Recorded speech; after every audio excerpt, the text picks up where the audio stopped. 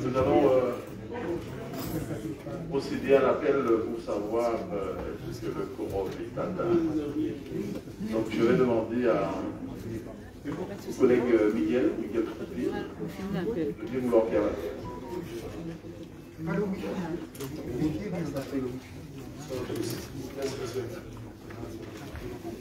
Alors, M. Christian présent. Mme Lydia Couriol. M. Eric Kiré. Mme Sylvia Laltès. M. Franck Baptiste. Mme Olivera Moutar-Badal. M. Patrick Solvé. Mme Lydie Mixture. M. Marseille Panassami. Mme Mariette André et Pousse Tassal. M. Georges Nardin. Madame Marie-Agnès Mann. Madame Marie-Agnès Mann. Hugues Chadoulon. Monsieur Hugues Chadoulon. Madame Église Blaché. Excusez. Madame Nicole Bazzero. Ah d'accord. Donc alors, je reprends. Madame Église Blaché est représentée par Madame Olivera Moutar-Badal. Madame Nicole Batelier. Monsieur Lucien Gavani. Présent. Madame Marie-Louise Henri-Lulin. Vous présentez. Alors, moi-même. Elle a envoyé son pouvoir. D'accord. Vous présentez par Monsieur Christian Baptiste. Madame Dalila Marie-Joseph. Elle est en retard. D'accord, on va parler. Madame Maud Geoffroy.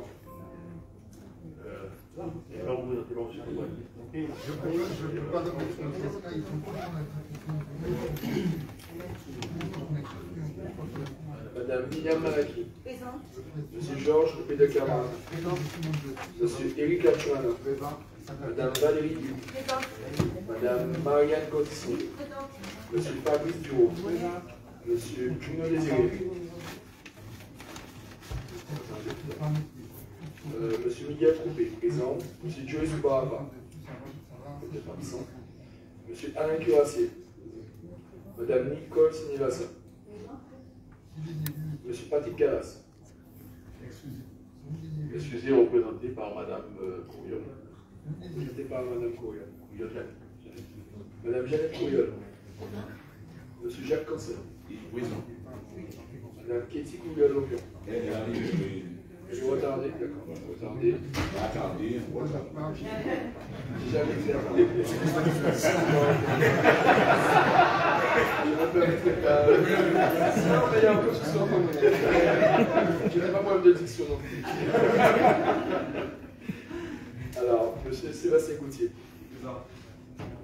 Monsieur le maire Le Cormet atteint et monsieur Pouny Désiré qui est arrivé. Très bien, merci, cher collègue Miguel Troupé. Nous sommes réunis à l'effet de cette première session ordinaire du conseil municipal, première session de l'année, avec l'ordre du jour suivant.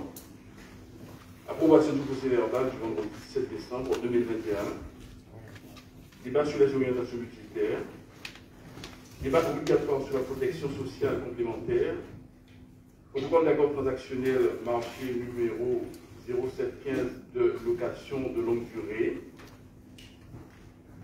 affaire numéro 5, garantie d'emprunt à la SICOA pour la construction de 10 logements situés à Angle des rues Abbé Grégoire et du Stade. Affaire numéro 6, demande de travaux sur la route de Courcelles à la région. 7. Transfert de maîtrise d'ouvrage à la collectivité régionale pour la réalisation d'un équipement de base. 8.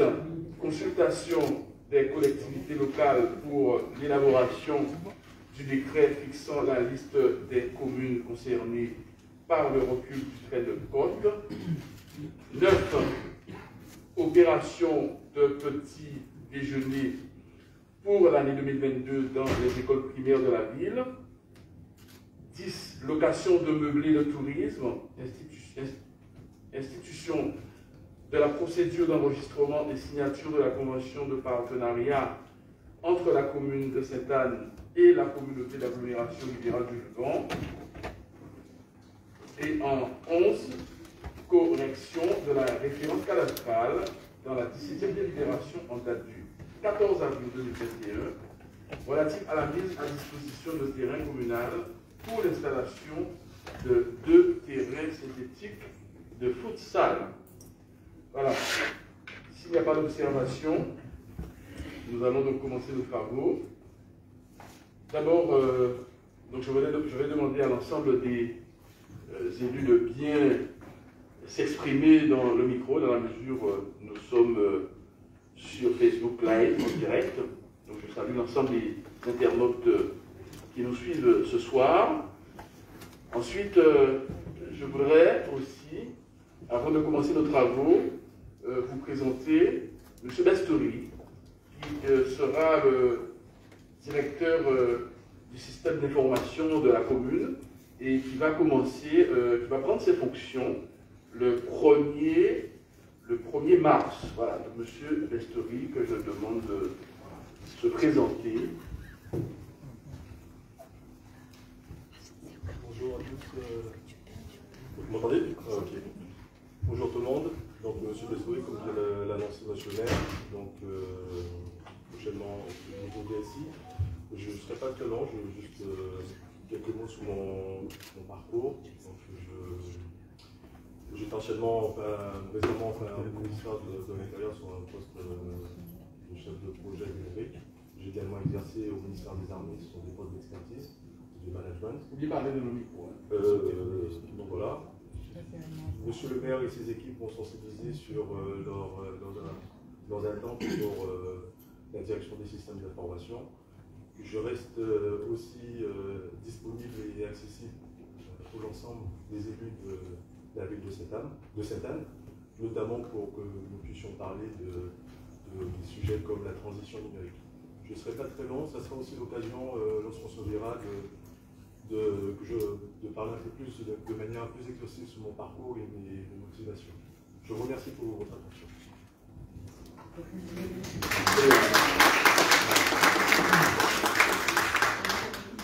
Donc, évidemment, M. Bestory aura cette lourde charge de mettre en œuvre cette transition digitale au sein, notamment, de l'administration. Je rappelle que nous avons ici, même au conseil municipal, adopté pour un plan avec un financement européen de près de 600 000 €, je crois. C'est ça? C'est ça, hein? 646 000 € précisément. Donc, pour la transition digitale de l'organisation administrative, donc il aura donc la charge, en force évidemment, de pouvoir mettre tout ceci en œuvre. Donc, nous allons passer à l'affaire numéro 1. Premièrement, approbation du procès verbal du vendredi 17 décembre 2021. Y a-t-il des observations? Pas d'observation. Qui vote contre? Qui s'abstient? Adopté à l'unanimité. Affaire numéro 2 sur les orientations budgétaires.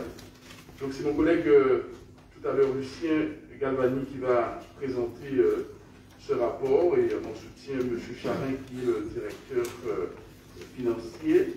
Simplement, évidemment, c'est le collègue qui va rentrer dans les détails, simplement pour dire que ces orientations budgétaires qui seront présentées, évidemment, augurent pour nous déjà un budget qui sera évidemment en équilibre, à l'instar de l'an dernier, qui augure aussi déjà un compte administratif qui sera bien évidemment en équilibre, voire excédentaire. Et je crois que cette année, nous avons nous aurons un budget, et ça, je pense qu'il faut le marquer. Oui. Et il faut le dire que cette année, nous aurons effectivement ces orientations budgétaires préfigurent un budget qui, pour la première fois depuis notre arrivée, et donc c'est le résultat de travail colossal que nous avons mené, et donc il ne sera pas soumis, ce budget primitif et ce compte administratif, au contrôle de la Chambre régionale des comptes. Et donc, quelque part, nous sommes véritablement dans un renouveau budgétaire, mais de toutes les façons, le moment venu, le moment du vote du compte administratif et du budget, on verra, mais avant, évidemment, je vais passer la parole au collègue Lucien Galvani-Rosan pour les orientations budgétaires. Monsieur le maire, chers collègues, il s'agit pour nous ce soir de débattre sur les orientations générales du budget primitif 2022 dans le cadre de la loi du 6 février 1992. Ces débats, comme vous le savez, donnent lieu à une délibération pour que le Conseil puisse acter de la tenue de ces débats, mais ce n'est pas une délibération d'approbation. Ça, c'est la première chose. La deuxième chose, je ne vais pas entrer dans les détails, dans la mesure où nous avons eu un rapport d'orientation budgétaire tellement détaillé, fourni, riche, que je crois que tout est compris dans le rapport qui nous a été adressé. Si éventuellement un collègue a besoin d'une explication technique, le directeur des finances est présent et pourra nous en donner. Mais je crois qu'il nous appartient là, ce soir d'entrer rapidement dans les détails, dans le débat que nous devons tenir. Et dans ce débat doit être tenu dans les 2 mois qui précèdent le vote du budget. Voilà, monsieur le maire, mes chers collègues, je crois que si M. Charin veut donner quelques éléments techniques, il est... Oui.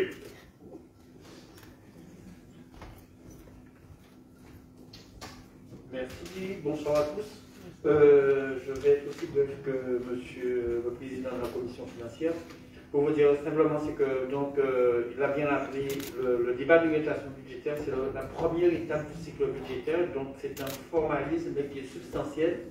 Et donc sans ce débat, le budget ne peut pas donc exister. Donc c'est la raison. Alors ce débat, bien entendu, a pour support un rapport que vous avez eu avec des éléments sur 3 étages, en particulier le contexte national et international. Vous avez des éléments sur la situation de bloc communal, comment ça se dessine pour 2022 et après. Et puis vous avez une partie strictement propre à la collectivité qui relate dans un premier temps la partie rétrospective dans la situation rétrospective, dans le passé, comment la ville s'est construite dans le passé et comment on envisage le futur. Donc, une première étape 2014, 2016, 2020, 4 ans de rétrospective. Et puis, on considère encore 2021 n'étant pas achevé, voté. Donc, 2021 s'inscrit aussi dans la perspective, mais on a une perspective en 2021-2026. Et on peut se rendre compte qu'à l'évidence, la situation sur ces comparaisons, la situation de la ville sur le plan financier s'est améliorée et donc pour atteindre en tout cas des meilleurs résultats dès 2020. Et comme M. le maire l'a annoncé, on ne pourra pas aujourd'hui dire voilà les résultats de 2021, mais aujourd'hui on se projette plutôt dans une bonne perspective pour 2021. Et donc 2022 devra se construire, ce que je pense, sur un budget année zéro, comme l'a dit monsieur le maire, puisque antérieurement, c'est que la ville avait quelques soucis et qu'elle avait la contrainte de respecter, en tout cas, de suivre les directives de la Chambre régionale des comptes, ce qui ne sera plus le cas. Et ce qu'on peut espérer, c'est donc la prospective va nous servir à éviter de retomber dans les travers du passé. C'est l'intérêt de la prospective. Et donc, dans une 3e partie de ce rapport que vous avez, vous est présenté globalement les grands projets qui mijotent depuis quelques temps et que j'ai pu recenser à travers les différentes rencontres avec les services et qui pourront dessiner un peu l'avenir de la ville sur la fin de mandature. notamment comme il indiquait en fin de ce rapport. Bon nombre a estimé, comme ça sans être exhaustif, aujourd'hui la ville a déjà un peu plus de 50 millions d'investissements déjà recensés. Et donc, ce qui veut dire qu'il y a matière à analyser sur ces projets qui sont inscrits. Ce sont des projets, ce ne sont pas des décisions. Ce sera vraiment l'objet du débat parce que c'est là où le Conseil va devoir, en tout cas, donner son avis sur les projets qui sont déjà ambitieux, qui sont là, et pour certains qui sont déjà, qui ont fait l'objet de réponses, c'est appelé à projet donc de préfinancement en groupe, et donc sur lesquels donc, le conseil municipal va devoir statuer. Et puis l'enjeu principal pour la ville, c'est aujourd'hui aussi ce qui est dit en fin de rapport, c'est de pouvoir disposer d'un vrai outil de programmation. Et cet outil de programmation va pour beaucoup dépendre des réponses qui vont sortir aujourd'hui, en tout cas des discussions qui vont sortir aujourd'hui dans ce débat, qui permettront de pouvoir mieux, en tout cas, voir la direction qui est choisie par l'Assemblée. Donc ce sont des enjeux très forts. Ce débat paraît, même si, comme on a dit, il n'y a pas de vote, mais c'est aussi important puisque se dessine l'avenir, en tout cas se prédestine le budget à venir de la ville. Donc voilà, c'est quelques mots que je vais vous dire sur ce document que vous avez eu. Puis s'il y a des questions auxquelles je pourrais intervenir, je serai à votre disposition. Très bien, merci collègues, merci chers collaborateurs. Donc le débat est ouvert sur les orientations budgétaires de la ville de Sainte-Anne.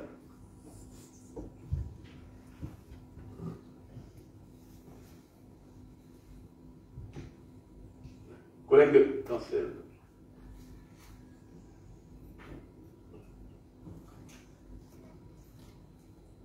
Oui, merci Monsieur le maire, bonsoir chers collègues. Le directeur des services financiers l'a précisé et je persiste et je signe pour dire que c'est un moment extrêmement important pour l'expression de la démocratie au sein même de notre collectivité. Ce point devrait permettre à chacun de s'imprégner véritablement des réalités visibles, des contours de la gestion de la collectivité. Aujourd'hui, chacun, indépendamment de son appartenance de groupe, devrait pouvoir dire concrètement et librement ses appréciations, ses opinions, ses projections sur ce que doit être le nouvel exercice qui nous attend et même les années à venir en termes de prospective. Alors, le rapport qui nous est soumis, qui nous est présenté, prétend à juste titre que la démarche permet de mieux répondre aux préoccupations de la population. Mais nous dirons plutôt devrait permettre de sortir de la gestion au quotidien. De la gestion au quotidien pour répondre aux exigences de la mise en place de véritables politiques publiques. Véritables politiques publiques avec bien évidemment des objectifs précis prenant en compte ces préoccupations auxquelles on a fait allusion. Gouverner, c'est prévoir, dit-on dans le rapport. C'est vrai, je n'en dis qu'on n'y est pas. Mais gouverner, c'est surtout aussi être en capacité de comprendre les causes des problèmes pour tenter d'en dégager une vraie solution. Et là, c'est fondamental. L'analyse qui est faite sur le plan international, France comprise, bien évidemment, m'inspire cette sortie de banquier qui dit « Donnez-moi le droit de contrôler et d'émettre l'argent d'une nation, et alors, peu m'importe qui fait ses lois. » Allusion bien sûr à la Banque centrale européenne, qui aujourd'hui dirige la politique des pays européens, des pays occidentaux, et là c'est une réalité. Alors quant aux références, citant les USA, le Royaume-Uni, le Canada, là c'est l'expression même de pratiques néolibérales qui exercent en permanence, et nous le savons, sauf si nous faisons semblant de ne pas le voir, qui exerce, dis-je, une pression extrême sur les gouvernements pour instaurer des politiques budgétaires et sociales inspirées de l'austérité, voire même de mesures totalement liberticides. Je parle à des collègues progressistes qui normalement devraient s'associer à ces déclarations un peu politiques. Alors, concernant l'analyse de notre situation, il est clair que Sainte-Anne ne se portera pas bien dans une Guadeloupe à l'agonie. Il ne faut pas se faire d'illusions. Il ne faut pas nous comprendre que nous qui gérer Sainte-Anne bien, nous qui chanter Cocorico, et si la Guadeloupe à l'agonie, ça qui marche, c'est pas vrai. Il faut penser global, Guadeloupe.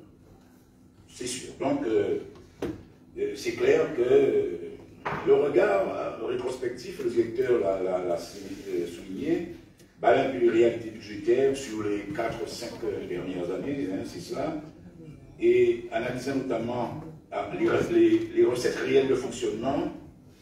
Alors l'analyse fait état d'une augmentation de moins de 2%, 30% à peu près, mais laisse apparaître tout de même une baisse significative en 2019-2020. À signaler, on verra que 2019-2020 nous renvoie pratiquement à 2015-2016 plutôt. Enfin bref, il y a quand même une... En outre, la faible progression du produit fiscal pourrait dénoter, peut-être, un déficit d'attractivité du territoire, ou peut-être une insuffisance de moyens de mise en œuvre pour la collecte des impôts. Je parle des impôts des ménages et autres. Autre remarque, autre remarque que je vais faire, c'est la baisse des dotations. On n'en parle pas suffisamment. La baisse des dotations de l'État exprime clairement un désengagement de l'État. Et c'est politique. Il faut que nous fassions de la politique. Aujourd'hui, l'État français se désengage de plus en plus. Et ça induit forcément un certain nombre de contrariétés, de désagréments pour les collectivités. Il y a également, autre point ayant retenu mon attention, les dépenses de fonctionnement. Les dépenses de fonctionnement qui sont carrément polluées par l'impact de la masse salariale. 70%. C'est hallucinant, c'est grave, c'est trop. Et c'est trop.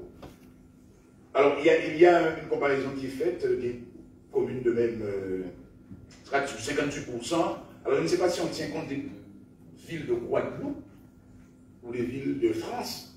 Alors, si c'est le ville de Guadeloupe, je suis preneur. S'il s'agit des villes de France, cela ne m'intéresse pas. Pourquoi? Parce que les villes de France ne vivent pas nos réalités. Quand à Sainte-Anne, il y a 42% de la population au chômage, bien dans d'autres villes en France, il y a entre 9 et 10% au pire. Donc il est difficile de faire des comparaisons qui, à mon avis, ne tiennent pas véritablement la route. Que j'ai dit encore, alors gérer la crise, alors évidemment, partant de cela, de la remarque concernant l'impact de la masse salariale, il y a une nécessité qui s'impose à nous. S'agit-il de gérer la crise, car il s'agit d'une crise à son profit, ou s'agit-il de tenter d'agir sur les causes réelles de cette crise, du désastre? C'est une question, à mon humble avis. En dépenses d'investissement, si l'on accepte les petits travaux quotidiens d'entretien de voirie, de bâtiments, force est de constater que nous avons connu 5 ans de vache maigre. Les schémas et tout ce qu'on a reçu montrent bien que pendant ces 5 années, en termes d'investissement, les choses étaient particulièrement serrées. Évidemment, heureusement, arrive l'analyse prospective. On se lance dans la prospection, dans le futur. Et dans ce cadre-là, là aussi, l'avenir sera impacté par la réalité d'aujourd'hui. Il il est clair que l'encours de la dette laisse très peu de marge.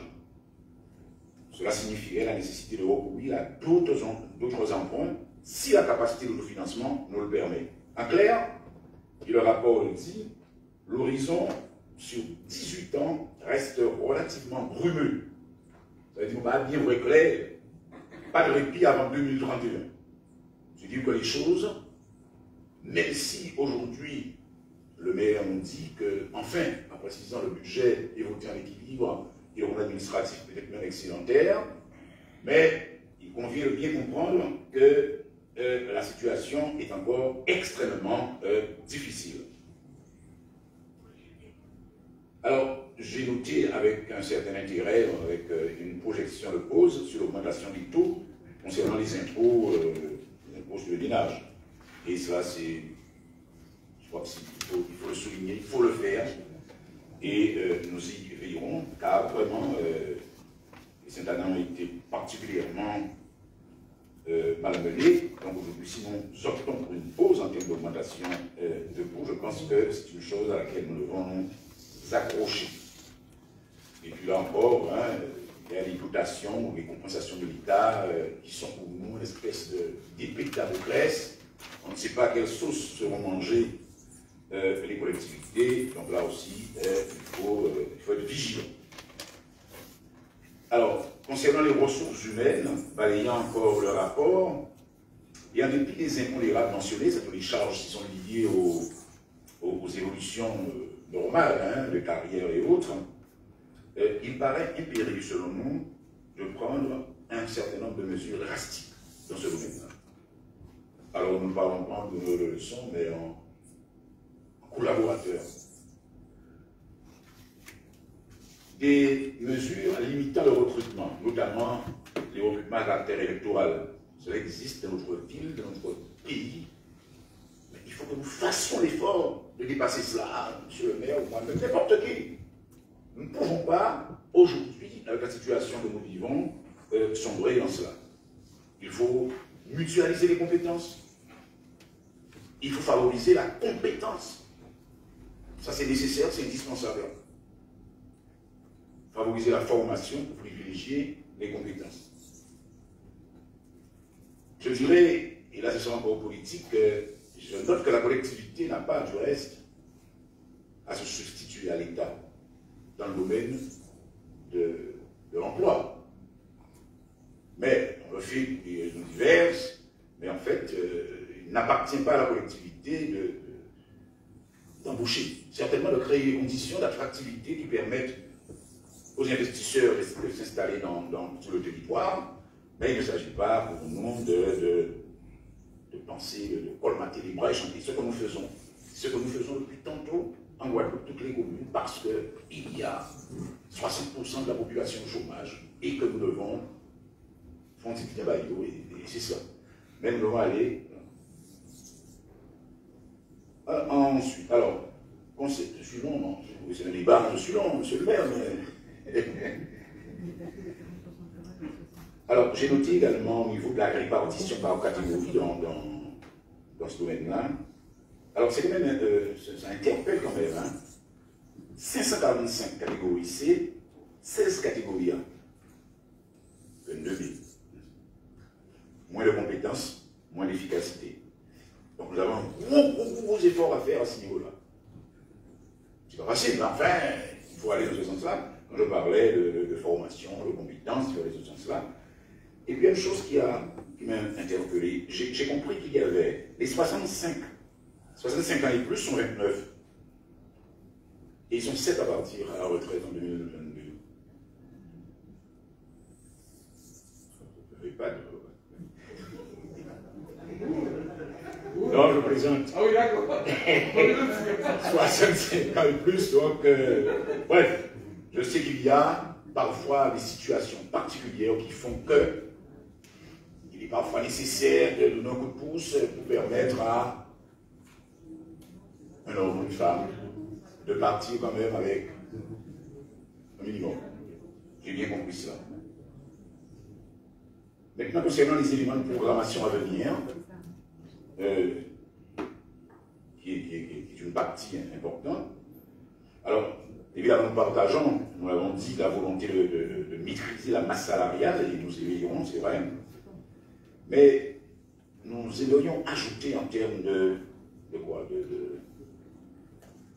d'apport, de proposition, hein, ajouter le contrôle et la rationalisation des dépenses en termes de fourniture des services. Nous pensons que c'est possible et ce n'est pas toujours fait. Il y a un effort à faire à ce niveau-là et, à mon avis, nous gagnerons peut-être pas des millions d'euros, mais enfin, il y a une allusion qui est faite à la sollicitation du SICAS. Ça nous paraît extrêmement pertinent dans le domaine évoqué. Et cela contribuerait certainement à offrir à ce service, à cet organisme, l'occasion d'exercer pleinement sa mission. Sur la sécurité, alors j'ai une question sur la sécurité relative à l'utilisation de l'école Paul Lagavé. J'ai vu l'utilisation future, mais il y a, cette école avait été désaffectée pour des raisons de sécurité, entre autres. Je suppose, je vois que le bâtiment est plus ou moins occupé, mais ces problèmes de sécurité ont-ils été véritablement aplanis, en tout cas rectifiés? Je suppose que l'installation future des services annoncés sera précédée évidemment de travaux conséquents. Ville quartier proximité. Alors j'ai vu la construction de l'école de Châteaubrun mis encore au niveau des études. Il me semblait qu'on nous avait proposé quand même de montrer que ce projet-là était sinon bouclé, mais enfin ficelé globalement. Et je m'étonne de retrouver ce projet à l'état d'études. Alors, il est question de l'installation des citernes dans les écoles. Là aussi, c'est presque terminé, ça. C'est pas une projection vraiment. Sauf si on considère que le semblant de parade au niveau de l'eau, c'est de la bêtise et que les problèmes d'eau continueront. J'espère quand même qu'avec ce que la Guadeloupe a mis en place, ça permettrait quand même de limiter les coupures intempestives dans les écoles, et en tout cas limiter l'utilisation permanente des citernes, ce qui est une bonne chose. Je ne suis pas contre, mais simplement je pensais que ce n'était pas. Développement durable, nature en vie. Bon, je n'aime pas tellement l'intituler, mais bon. Alors, les éléments programmatiques à ce niveau-là, à mon humble avis, à notre humble avis, sont nettement insuffisants. Les mairies considèrent-elles vraiment, eu égard à l'importance du domaine, le domaine de rayonnement municipal et modernisation. Alors, j'ai bien compris que la réfection des routes représentait un intérêt particulier et c'est tant mieux, normal, mais de la situer en priorité numéro 1, s'agissant du rayonnement municipal, avant l'aménagement du centre culturel, avant la sauvegarde patrimoniale, j'ai envie de dire, quand on parle de culture, il sort son revolver, c'est une boutade. Alors, évidemment, me direz-vous, et nous en sommes conscients, ce sont des orientations. Nous aurons certainement, monsieur le maire, chers collègues, l'occasion de débattre de politique sportive, culturelle, d'environnement, sur l'éducation. Je parle bien de politique publique, pas l'agitation, pas l'accompagnement, pas la récupération, mais de politique publique. Nous attendons tout cela, monsieur le maire, pour transformer le conseil municipal en lieu de réflexion, en lieu de débat, d'intelligence, en rupture avec notamment des oppositions stériles de personnes qui ne font en rien avancer la cause du pays Guadeloupe. Que cette nouvelle posture que nous appelons de nos voeux puisse aider Sainte-Anne à sortir de l'ornière la Guadeloupe, de l'obscurantisme colonial. Les orientations, selon nous, devraient être soutenues et sous-tendues par la définition d'objectifs à court et au moins à moyen terme, et ce, dans tous les domaines qui font la vie de la cité. Ce sont ces objectifs-là qui, normalement, devraient nous permettre de décliner les projets et actions. Merci, monsieur le maire, merci, chers collègues, et acceptez mes excuses pour ce trop long exposé, mais son débat fait nous parler, fait nous débattre. Merci. Merci, chers collègues Jacques Cancel. Et surtout merci d'avoir contribué au débat. Et je crois que nous avons tous bien retenu que nous devons travailler dans le cadre d'une intelligence collective. Merci pour tes débats. Donc je vais faire une petite précision en termes de réponse que je vais apporter, mais en fait je laisse la parole aux autres collègues concernant ce débat des orientations budgétaires. Quel collègue veut intervenir? Oui, collègue Sébastien Gauthier. Bonsoir, merci Monsieur le maire, mes chers collègues. Bonsoir. Je souhaite aussi donc mon collègue Cancel. Simplement, il y a 2 points quand même que je souhaite mettre l'accent, qui pour moi est très important. Donc, dans ce débat d'orientation budgétaire, on sent quand même quelque part un décalage par rapport à ce qui se passe aujourd'hui. Et je crois que lorsqu'on met en place des projets, il faut aussi qu'on compte le contexte. Le contexte aujourd'hui est un contexte de crise sociale en Guadeloupe. Et je crois aussi qu'il faut avoir une approche qui soit une approche agile. Le nouveau directeur du service informatique, il devra être d'accord avec moi. Parce que c'est important d'avoir cette agilité et de pouvoir répondre au plus près aux besoins de la population. Et c'est vrai qu'aujourd'hui, dans ce débat d'orientation budgétaire, on sent tout simplement qu'on part sur l'avant-Covid, en fait. Tout simplement, comme si cette crise n'existe pas, il n'a jamais existé. Monsieur le maire, je pense, il est important que dans le débat d'orientation budgétaire, qu'on puisse prendre cette dimension de crise sociale qui touche la Guadeloupe et qu'il y ait, en tout cas dans les projets qui sont soumis, cette reconnaissance de cette crise-là. Et fort est de constater que non, ce n'est pas pris en compte. Donc ça, c'est le premier point sur lequel je voulais m'exprimer. Ensuite, j'ai un point qui est aussi important, et on le voit dans la partie ressources fiscales.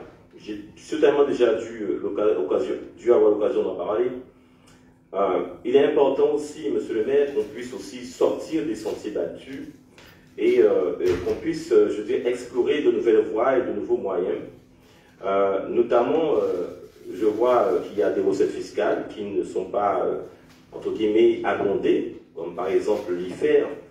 Et pour moi, c'est important pour une ville comme la ville de Sainte-Anne qui a une dimension riche, en tout cas en matière de biodiversité, en matière d'écologie et autres, de pouvoir, je dirais, marquer l'accent sur ces points de projet qui permettraient à ce que la ville de Sainte-Anne puisse avoir de nouvelles ressources fiscales. Et je crois que, aussi en tant que maire, on doit avoir cette dimension qui va vers l'innovation, qui va vers une approche qui soit beaucoup plus visionnaire. Alors, je ne dis pas que ce n'est, comment dire, par rapport à ce qui se fait aujourd'hui, c'est tout à refaire, c'est pas ça. Mais au contraire, mais je dis qu'il faut, en tout cas, avoir dans les projets aujourd'hui, avoir cette approche qui aille un peu plus vers l'innovation et aussi un peu plus vers la recherche de nouvelles recettes fiscales, parce que on l'a vu à travers les 5 années précédentes, ben ça manquait justement. Et donc, la population cette année a beaucoup souffert de ce manque de ressources fiscales, autres que celles des impôts qu'on prend directement de la poche des Saint-Anais. Et puis j'ai envie de dire aussi, par rapport à la première approche de tout à l'heure, puisque le côté humain. Le côté humain aussi manque. J'ai un petit peu souligné dans mon introduction, dans ce débat d'orientation budgétaire, quand je dis que le côté humain il manque, je pense qu'on pourrait plus penser aussi à des projets qui aillent aussi dans le sens de l'économie sociale et solidaire. Et monsieur le maire, vous n'allez pas me contredire, puisque vous êtes élu conseiller départemental et je crois que vous êtes vice-président de la cellule d'économie sociale et solidaire. C'est aussi très important que la ville de Sainte-Anne puisse porter des projets qui aillent vers l'économie sociale et solidaire, pour soutenir justement non seulement la population qui est en difficulté. Je vais parler tout simplement, tout à l'heure M. Conseil parlait du CECAS, mais oui, je crois que le CECAS devrait avoir une dimension, une excellence aujourd'hui à cause de cette crise et porter le CECAS bien beaucoup plus haut dans des projets qui permettraient d'aider, encore une fois, d'aider la population, de soutenir la population de ces difficultés. Et donc le côté humain doit être beaucoup plus marqué dans le débat d'orientation budgétaire. Voilà les quelques points que je souhaite qu'ils soient entendus par la population. Merci, monsieur le maire. Merci, chers collègues, pour la contribution démocratique au débat. Est-ce qu'il y a d'autres interventions?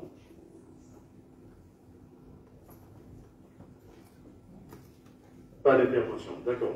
Donc je vais juste, alors bien évidemment, le débat je pense que nous avons bien noté, donc je ne vais pas rebondir, mais au contraire pour nous, il nous appartiendra de décortiquer et de retenir la quintessence de ce qui est pour nous important et en tout cas pour l'intérêt général. Globalement déjà, donc oui, évidemment, agir global, penser global plutôt, penser Guadeloupe, c'est sûr.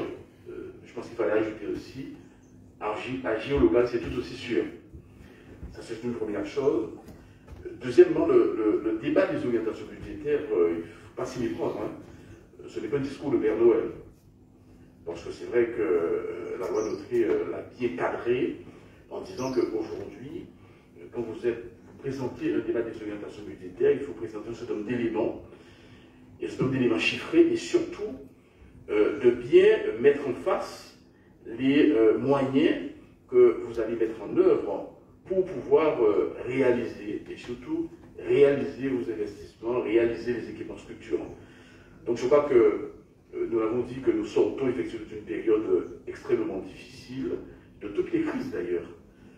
Évidemment la crise budgétaire, nous en sommes sortis en tout cas au niveau en termes de chiffres, mais la crise financière elle est toujours là, budgétaire des collectivités, et je pense qu'on a beaucoup, effectivement, peut-être qu'il va falloir remettre le débat sur la table. C'est vrai que l'État se désengage, et je le vois bien avec la crise des sargasses, des libéraux, nous sommes seuls. Nous sommes tout seuls à gérer. Eh bien, en 3 ans, c'est plus de 2 millions d'euros en fonctionnement que nous avons dépensé. C'est vrai qu'il y a quelques accompagnements de l'État, notamment d'investissement, mais après il y a les coûts induits, les coûts de fonctionnement. Donc, crise effectivement des sargasses, la crise sanitaire à laquelle nous devons faire face, la crise sociale. Alors, au niveau de la crise sociale, à cette année, nous l'avons un peu, je dirais, éludé ou en tout cas anticipé parce que nous avons su, dans une politique offensive pour la gestion du personnel, pouvoir remettre les carrières à flot et prendre des engagements, malgré les difficultés financières, de pouvoir reconstituer la carrière des agents et ensuite, pour pouvoir rattraper, on a pris des échéanciers et aujourd'hui nous allons passer dans une phase, d'ailleurs c'est le sujet qui va suivre, sur la politique sociale d'une manière générale. En tout cas, d'une manière générale, pour conclure vraiment sur l'approche globale concernant ces organisations budgétaires, c'est évidemment c'est l'avenir qui nous intéresse et je ne vais pas revenir sur tous les efforts et toutes les difficultés et tout l'héritage que nous avons eu, parce que s'il fallait expliquer ce nombre de choses aujourd'hui, lorsqu'il y a 70% du personnel de la masse salariale qui correspond au budget, bon ça c'est ancestral, mais ce n'est pas la faute de Christophe Baptiste, ça est une équipe municipale, ce qu'on a trouvé ainsi, lorsqu'il y a quand même aujourd'hui, de toutes les communes, effectivement il y a une enveloppe, une dette qui est à plus de 21 millions d'euros, évidemment, et là encore on a une politique de désendettement très offensive. Premièrement, on n'a pas du tout emprunté, sauf les 3 millions d'euros de l'AFD, mais il fallait montrer patte blanche avec une convention d'objectifs et bien évidemment montrer que nous avions une gestion saine, mais c'était justement pour nous permettre effectivement de sortir aussi de cette ornière et d'accompagner quelques investissements, mais aussi nous avons su, avec nos partenaires financiers, renégocier la dette, qui fait qu'effectivement, nous avons pu augmenter non seulement notre trésorerie, et aussi, quelque part, aller vers un peu plus de capacité d'autofinancement. Donc, globalement, c'est ce qu'il fallait gérer, que nous avons géré. Et bien, l'objectif, il est quoi concernant ces ouvertures budgétaires? C'est que continuer et persister à optimiser nos recettes. Et nous l'avons optimisé, et nous avons encore l'optimisé. Il y a de nouvelles recettes que nous avons su faire rentrer. Nous allons continuer, effectivement, nous entendons bien, c'est bien cela, aller vers de nouvelles recettes, donc s'optimiser, ça on le dit depuis tantôt, et bien évidemment maîtriser nos dépenses, notamment les dépenses du personnel que nous maîtrisons. Cette masse très importante, c'est quand même 27 millions d'euros. Je rappelle, à titre de comparaison, lorsqu'on prenait la masse salariale, je parle d'une année au moment où j'ai quitté cette collectivité en tant que directeur de cabinet, c'était en 2003, la masse salariale était de 12 millions d'euros. 12 millions d'euros. En 2014, la masse salariale était de 22 millions d'euros. Il y a eu 10 millions d'euros d'augmentation, et évidemment, comment? En 2014? Ah non? Non, 2003, 2004, la masse salariale était de 12 millions d'euros. 12 millions d'euros. Et 10 ans après, en quelque sorte, grosso modo, elle était de 22 millions d'euros. Les chiffres sont là, hein. En 10 ans, 10 millions d'euros. Bien évidemment, concomitamment, le personnel aussi a augmenté. Concomitamment. Bon. Donc aujourd'hui, bon, c'est juste pour bien montrer l'héritage. Et ça, de temps en temps, il faut en parler de toutes les façons. Mais aujourd'hui, nous ne sommes plus dans les rétroviseurs. Nous avons été élus pour gérer une situation. Nous la gérons, point très. On ne va pas se plaindre toute la... Voilà. Bon, mais c'est simplement rappeler quand même que lorsqu'on fait certains constats, c'est une situation entre difficile que nous devons continuer à gérer. Donc je disais que ce qui nous intéresse, c'est l'avenir, bien évidemment. Et l'avenir, c'est quoi? Oui, nos contribuables, nos citoyens ont participé effectivement à cette remise à niveau budgétaire. Il n'y a pas que les efforts, hein. Évidemment, il y a tous les efforts que nous avons fait en termes de maîtrise de dépenses et optimisation des recettes, et aussi avec les partenaires, et le maximum de nos projets financés à quasiment 80% par les aides publiques. On peut prendre l'exemple effectivement de la rénovation du stade, qui est quasiment à cette participation des partenaires.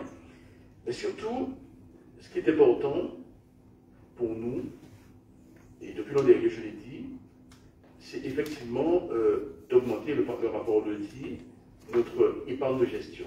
Faire en sorte qu'il y ait le plus grand écart possible entre nos recettes réelles de fonctionnement et nos dépenses réelles de fonctionnement. De cette épargne de gestion, évidemment, et d'ailleurs les chiffres viendront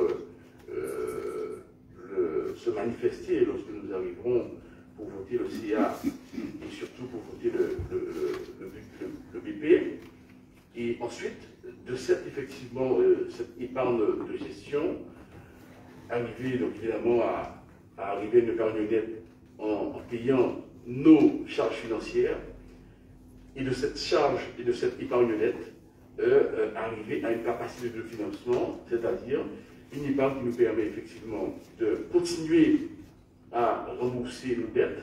D'ailleurs, effectivement, avec le matelas que nous avons trouvé, qui était au départ de 30 millions d'euros, donc on va continuer à diminuer. Et d'ailleurs, aujourd'hui, nous sommes aux environs de 9,8. S'il fallait rembourser intégralement nos dettes, il fallait compter en fonds propres, bien évidemment, il faut compter 9,8 années. Donc nous sommes quand même loin des périodes où nous étions quasiment à plus de 20 années. Et donc, de pouvoir effectivement aller vers des équipements structurants. Et ces équipements structurants, alors oui, c'est une priorité, effectivement, nos routes, nos bâtiments communaux, ce sont des priorités. Mais nos priorités aussi, c'est de pouvoir aujourd'hui pendant que nous augmentons notre capacité de financement, de préparer des projets d'envergure avec des équipements structurants d'envergure, notamment pour la jeunesse, effectivement, en termes de palais des sports, notamment pour la culture, en termes de rénovation du centre culturel ou autres équipements, et bien évidemment, notre jeunesse au niveau des écoles. Et cela me permet effectivement d'apporter la précision concernant l'école de Châteaubrun. Non, les études effectivement sont bel et bien réalisées, simplement c'est qu'après les études, lorsqu'il fallait revoir le coût financier, nous avons pu constater qu'il y a quand même un écart assez important. Mais bien évidemment, ce que nous avons prévu en termes de dépenses et de financement, aucun partenaire, parce que ce sont des financements qui sont déjà prévus par le Fonds exceptionnel d'investissement, par l'État, notamment le Fonds Barnier, et aussi par la région. Donc aujourd'hui, nous allons accorder la maîtrise d'ouvrage au conseil régional, comme ça c'est déjà fait dans d'autres communes, comme Pointe-Noire, comme Vieux-Fort, comme Bouillante, comme Baille, comme Bouillante. Et pour justement, parce que le conseil régional a un cadrage, parce que c'est une école qui avait été évaluée à peu près autour de 6 millions d'euros hors taxes. Et donc, premièrement, avec cette maîtrise d'ouvrage, on sera obligé de respecter ce cadre. Et d'autant plus qu'il y a un certain nombre de, je dirais, la présentation technique même du projet. Alors, ce ne sont pas des préfabriqués, c'est vraiment du béton, des murs en béton. Et donc, nous avons eu une très belle réunion avec l'ensemble des partenaires. Et dernièrement, et assez rapidement, nous aurons à revenir avec ces partenaires entre-temps. Il y a un certain nombre d'éléments techniques que la région pourra avoir avec l'architecte pour que nous puissions effectivement aller vers effectivement cette construction d'école, parce que là, il fallait vraiment faire un cadrage financier. Ce que je vais dire aussi, c'est qu'au niveau de l'école de Châteaubrun, on a fait le pari, et c'est peut-être là où il faut donner l'explication, on a fait le pari de garder l'espace du terrain, non seulement pour l'école, pour le groupe scolaire de Châteaubrun, mais aussi pour le quartier. Et c'est un choix effectivement que nous assumons. Et donc par conséquent, forcément, parce qu'il y a un dénivelé à côté de l'école, à côté du terrain de football. Et donc c'est ce qui a peut-être valu qu'il y ait ces coûts peut-être supplémentaires, mais il n'y a pas que ça. Pas que ça, parce qu'il y a aussi l'actualité avec cette affaire de crise sanitaire. Mais en tout état de cause, donc les études, nous allons passer dans une phase de réalisation, mais une phase de réalisation qui doit cadrer et sécuriser financièrement le projet. Et c'était le problème qui se posait, c'est effectivement cet aspect financier, où le coût qui était prévu au départ, nous avons constaté qu'il était trop important, et avec l'ensemble des financeurs, donc c'est effectivement le conseil régional, d'ailleurs, qui va venir avec cette maîtrise d'ouvrage, et avec aussi ces propositions de financement qui sont prévues à l'origine pour pouvoir faire réaliser cette école. Donc, les études sont déjà bien avancées maintenant. Il faut aller vers une réalisation et avec un plan de financement qui soit évoqué. Ensuite, concernant les écoles toujours, là encore, parce que je le dis, parce que c'est vrai que je lis beaucoup, effectivement, j'en tiens compte d'ailleurs, de certaines remarques qui se font sur les réseaux. Et c'est vrai qu'il y a beaucoup d'interrogations. Alors, je pense que l'intervention, effectivement, du collègue Cancel était interrogative ou était sous forme d'hypothèse. Je pense que c'est plus constructif. D'ailleurs, toujours, de poser les hypothèses et effectivement de poser des questions, et poser les interrogations au lieu de partir, effectivement, je dirais, dans des propos qui parfois, bon, évidemment, ça peut se comprendre parce qu'on n'a pas forcément toujours les éléments, ou des propos qui sont même parfois diffamatoires. Concernant les citernes, bon, effectivement, il y en a qui sont déjà installés. Il faut savoir que nous, je l'avais déjà expliqué, c'est un projet qui nous oblige à avoir un appel d'offres. Nous avons lancé cet appel d'offres, et cet appel d'offres a été infructueux. Nous avons été obligés, donc ça nous fait perdre du temps, a été fructueux. Nous avons été obligés de relancer encore cet appel d'offres, ce que nous avons fait d'ailleurs, et pour pouvoir effectivement aller vers cette réalisation. Et en plus, le problème qui se pose, c'est que le plus souvent, on est obligé d'intervenir dans des périodes où ça ne perturbe pas trop la scolarité. Et donc là-dessus, donc ce retard aussi est dû, mais en tout état de cause, c'est un projet qui est financé. Alors, ceci étant,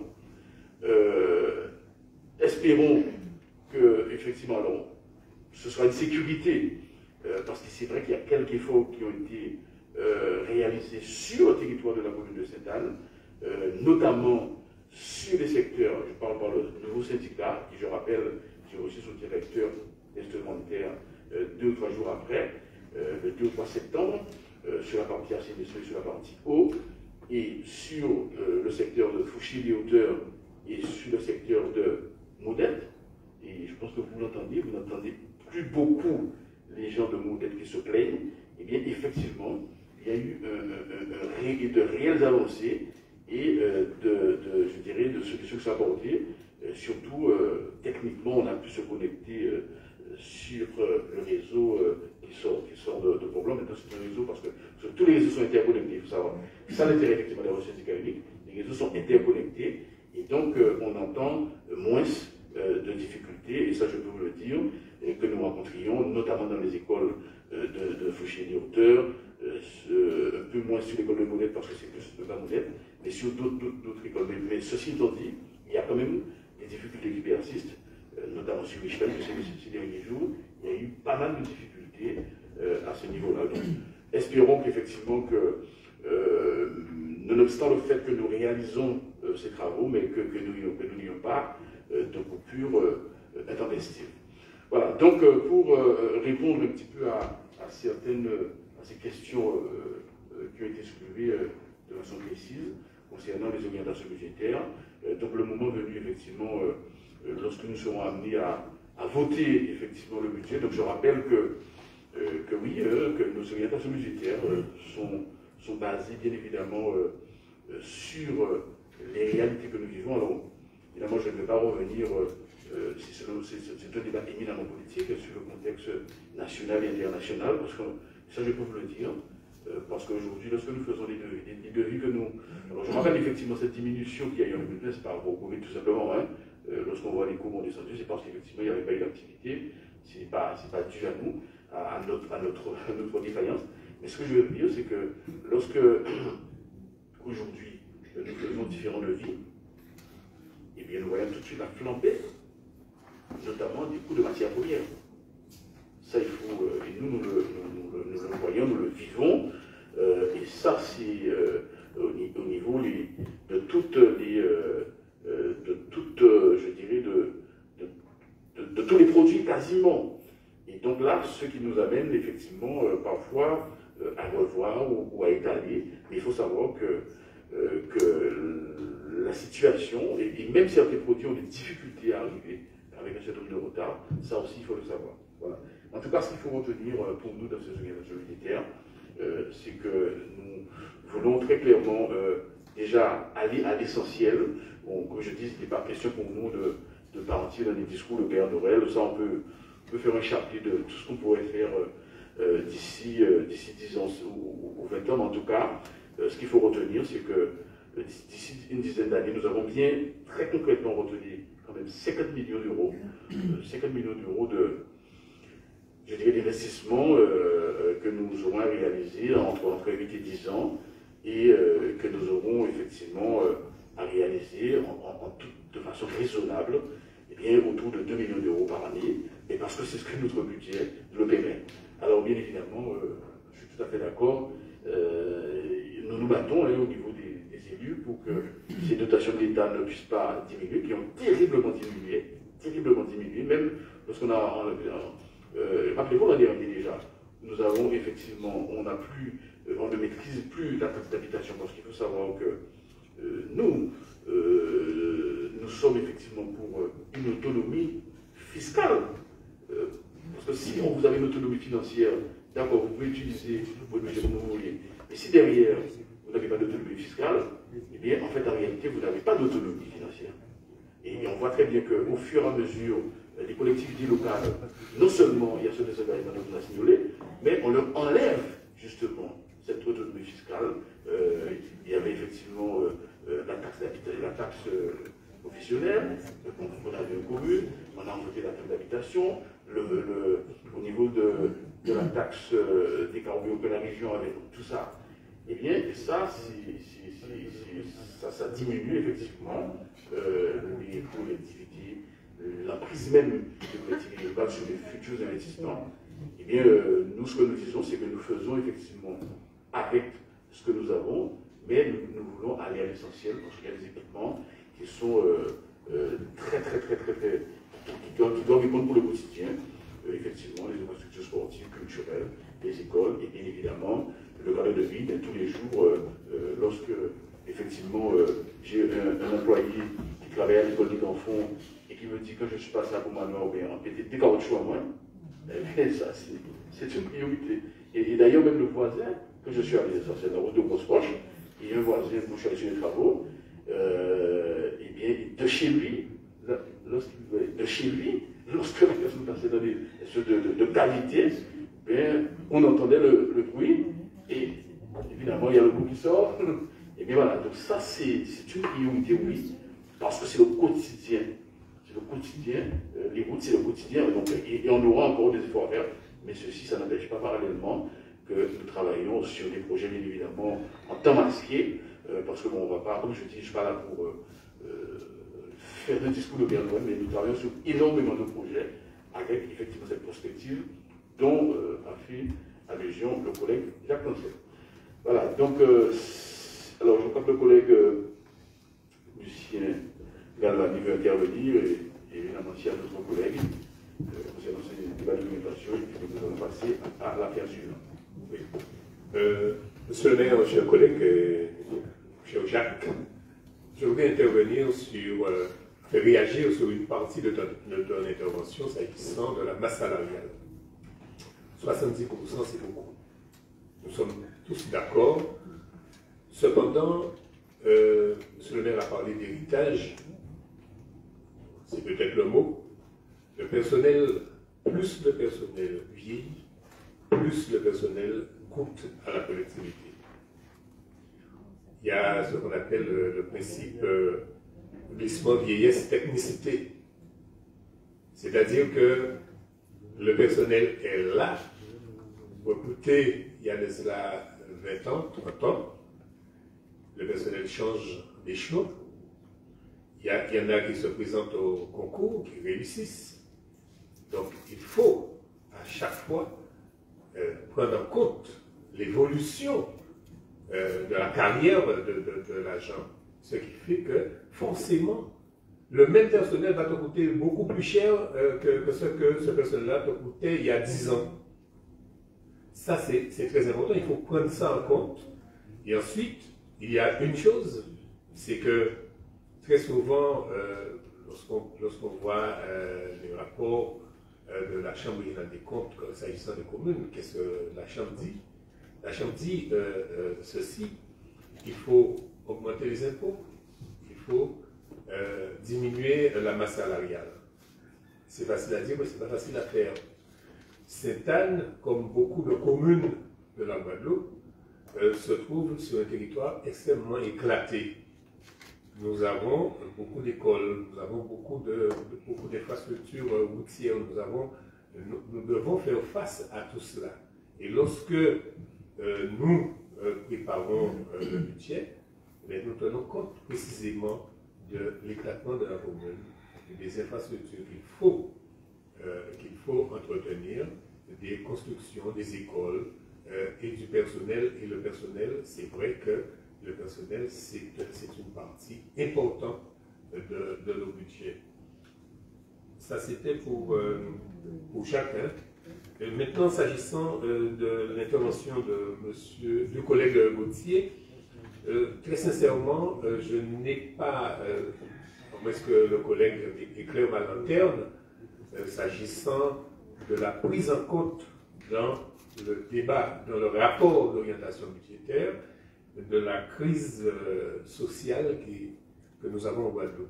Sincèrement, collègue, je n'ai pas très bien compris comment prendre en compte dans le rapport qui nous a été présenté, la crise sociale. Oui, en fait, c'est simplement pour moi, c'est concernant justement cette crise sociale, c'est de mettre en place, soit modifier les projets, mettre en place une dimension qui soit plus humaine, mettre en place une dimension où il y a plus d'intervention, il y a plus de social, plus d'accompagnement. Voilà, c'est plus de ce sens-là que je vois ça.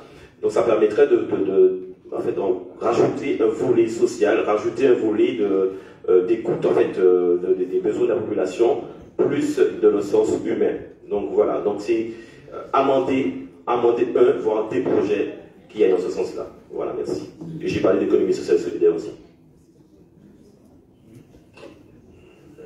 Oui, donc... Collègue Lydia, oui, je vais m'adresser à M. Gauthier. Je comprends bien ce qu'il veut dire, effectivement, par rapport à cette crise sociale. Il y aura beaucoup plus de précarité, beaucoup plus de demandes, de besoins, des personnes en difficulté. Et simplement pour te dire, t'apprendre que nous allons bientôt déménager le CCAS et mettre vraiment en place notre pôle multi-accueil social avec des intervenants, des partenaires qui viendront sur place pour être à l'écoute et accompagner la population saint-anaise. Et nous aurons aussi à mettre en place des projets, effectivement, des projets sociaux pour accompagner ces personnes. Très bien. Alors, il y a le collègue Valérie Hugues qui a demandé Jacques et concernant et le collègue Patrick Sauvé. Allez, on y va. Oui, bonjour à tous et à tous, chers collègues. Non, c'était pour répondre à une interrogation de notre collègue Jacques sur l'école Paul Lacavé. Comme la question a été posée de savoir si cette école qui a été fermée pour non mise aux normes, est-ce qu'elle est aux normes? Alors, c'était juste pour amener une précision, c'est que cette école comprenait des défauts concernant des élèves de maternelle, c'est-à-dire qu'il y avait des dortoirs en mezzanine. Donc il y avait des escaliers pour monter au dortoir pour les maternelles, ce qui est strictement interdit par les recommandations pour les évacuations parasismiques. Il y avait aussi des toilettes et des lavabos qui étaient situés en contrebas. Donc il fallait que les élèves descendent des escaliers pour aller se laver les mains notamment et accéder aux toilettes. Et donc pour toutes ces raisons, il y avait aussi des peintures qui ne correspondaient plus aux normes actuelles à l'époque, puisqu'elle a été fermée en 2015. C'est-à-dire que ces peintures à hauteur de la taille des enfants, hein, c'est-à-dire entre 0 et 1 mètre du sol, vraiment à la hauteur de la bouche des enfants, ces peintures comprenaient des substances en tout cas qui ne sont plus du tout autorisées. Donc ce sont des exemples pour vous expliquer que cette école a été donc fermée parce que des élèves de maternelle, donc de 3 à 6 ans, étaient menacés en termes d'évacuation, de sécurité, etc. Donc ces mesures prises en 2015 ne s'appliquent pas à un usage pour des personnes adultes, par exemple. Voilà, donc c'était juste une petite précision que je voulais apporter sur... Après, il y a eu des travaux d'effectuer, bien sûr, hein, mais il n'y a pas eu de fermeture du bâtiment parce que le bâtiment était dangereux ou menaçant pour l'ensemble des usagers. Hein. C'était en lien avec des élèves d'une école maternelle de 3 à 6 ans. Et avec des travaux effectivement conséquents qui ont été réalisés pour permettre. Ensuite, c'est le collègue Jacques Anciel. Oui, juste pour rebondir à l'intervention de mon cher collègue Rosan, lui dire que bien, qu'il imagine aisément que quand je dis qu'il faut travailler à la baisse de l'impact de la masse salariale, cela ne veut point dire qu'il faille réduire sur les avantages des agents, ou que non. Me connaissant, je suis un fervent défenseur des travailleurs, et je ne saurais rien à aucun moment demander à ce qu'on réduise sur leur...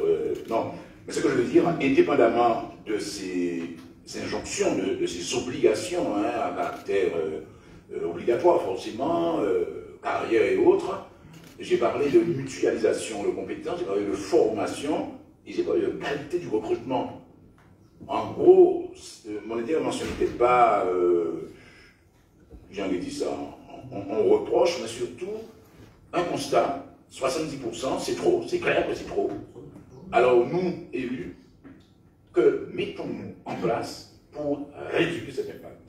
Ça demande réflexion, ça demande des dispositions drastiques, entre autres, sans prétention aucune, parmi celles que j'ai humblement évoquées et proposées. Merci.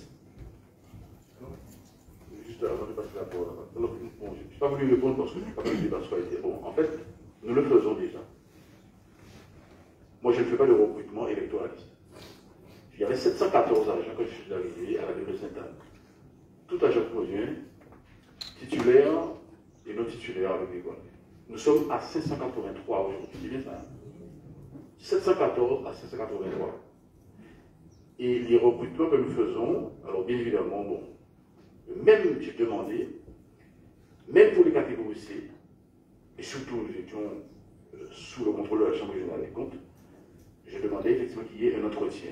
Mais surtout, parce qu'on ne fait pas énormément de recrutement extérieur, nous avons énormément favorisé la mobilité interne.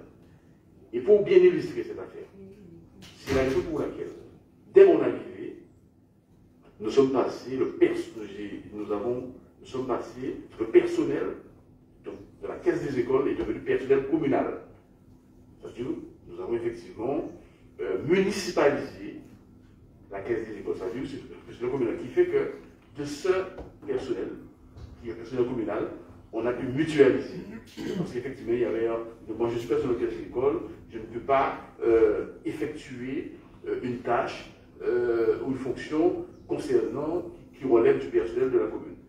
Et donc là-dessus, ça a été aussi un effort très tôt que nous avons fait. Et donc cette mutualisation, nous la faisons. Donc en fait, en réalité, j'avais bien entendu ça, quelque part, ça m'a conforté dans ce que nous faisions déjà. Donc on le fait déjà. Donc, pour être clair, il y a beaucoup de préconisations, en tout cas, je dirais, oui, de préconisations, c'est ça, hein, d'action, je ne dis pas de conseils, parce que tu as bien dit que tu n'es pas dans le numéro de leçon, et d'action mise en place que nous le faisons déjà, et que nous allons encore amplifier. Mais, moi, ça veut dire qu'on arrive au stade, il faut rester sur les chiffres. Hein, on est sur le c'est quoi je dis, voilà. Là, voilà, nous sommes là, nous sommes sortis du difficile, alors on va arriver, on aura un CA, on aura un budget, ça c'est significatif. Et ce sont des documents qui sont éminemment politiques, effectivement. Ensuite, il y a effectivement, sur le personnel, bon, alors, on vous a donné l'explication. Alors, je pense pas qu'il ait voulu dire qu'il faut enlever des avantages. Bien de votre cœur, il disait que justement, que vous avez, d'ailleurs, ce sont des avantages, ce sont des obligations légales. Effectivement, le glissement technique, c'est ça? Les VS, GVT, c'est ça? Le GVT, le glissement VS, c'est automatique. Les technicités, c'est obligatoire. Donc même si on aurait voulu enlever ça au personnel, tout de suite, évidemment, on perd le planificateur. Donc voilà, donc c'est ça, bien au contraire. Mais comme on est obligé de respecter cela, et donc, et on joue, et pour terminer, ma politique, elle est très simple. Et quand je parle de politique, je parle effectivement de gestion du personnel. De toutes les façons, aujourd'hui, les collectivités n'ont plus les moyens de faire du recrutement électoral. Les budgets ne le permettent plus. C'est-à-dire, rassurez-vous, c'est sûr que vous ne pouvez pas trouver une ville de Sainte-Anne dans 10 ans avec 10 millions d'euros de masse salariale. C'est matrice, sauf si effectivement le glissement vient de Donc, ça c'est une première chose. Et deuxièmement, moi je dis, et on a fait beaucoup d'efforts, au lieu effectivement de faire du recrutement intensif, il y a beaucoup d'agents qui sont à temps non complet. Aujourd'hui, j'ai aboli les aideurs. Et il y a très peu d'agents à 25 heures. Et les agents qui sont à 25 heures, c'est parce que justement, ils étaient à 20 heures il y a peut-être 1 ou 2 ans, et on les a mis à 25 heures. Et semaine, les agents qui étaient à 25 heures, on a augmenté leur quota à 28 ou à 32 heures. Donc, lorsqu'il y a effectivement un départ à la retraite à l'eau, avec les conventions que nous avions avec la Chambre et avec l'AFD, bon, on a la possibilité de remplacer un agent sur 3. Bon, on ne le fait pas systématiquement. Par contre, ce qu'on fait, parce que moi, il y a des agents Le dernier, que j'ai dit à 25 heures, ça faisait 25-30 ans qu'ils sont dans la collectivité. 25-30 ans.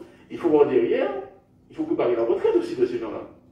Donc, moi, je préfère augmenter, au lieu d'embaucher effectivement une, deux, trois ou 10 personnes, augmenter le quota horaire de ces personnes qui sont à temps non complet, évidemment, dans le cadre d'une nécessité de service.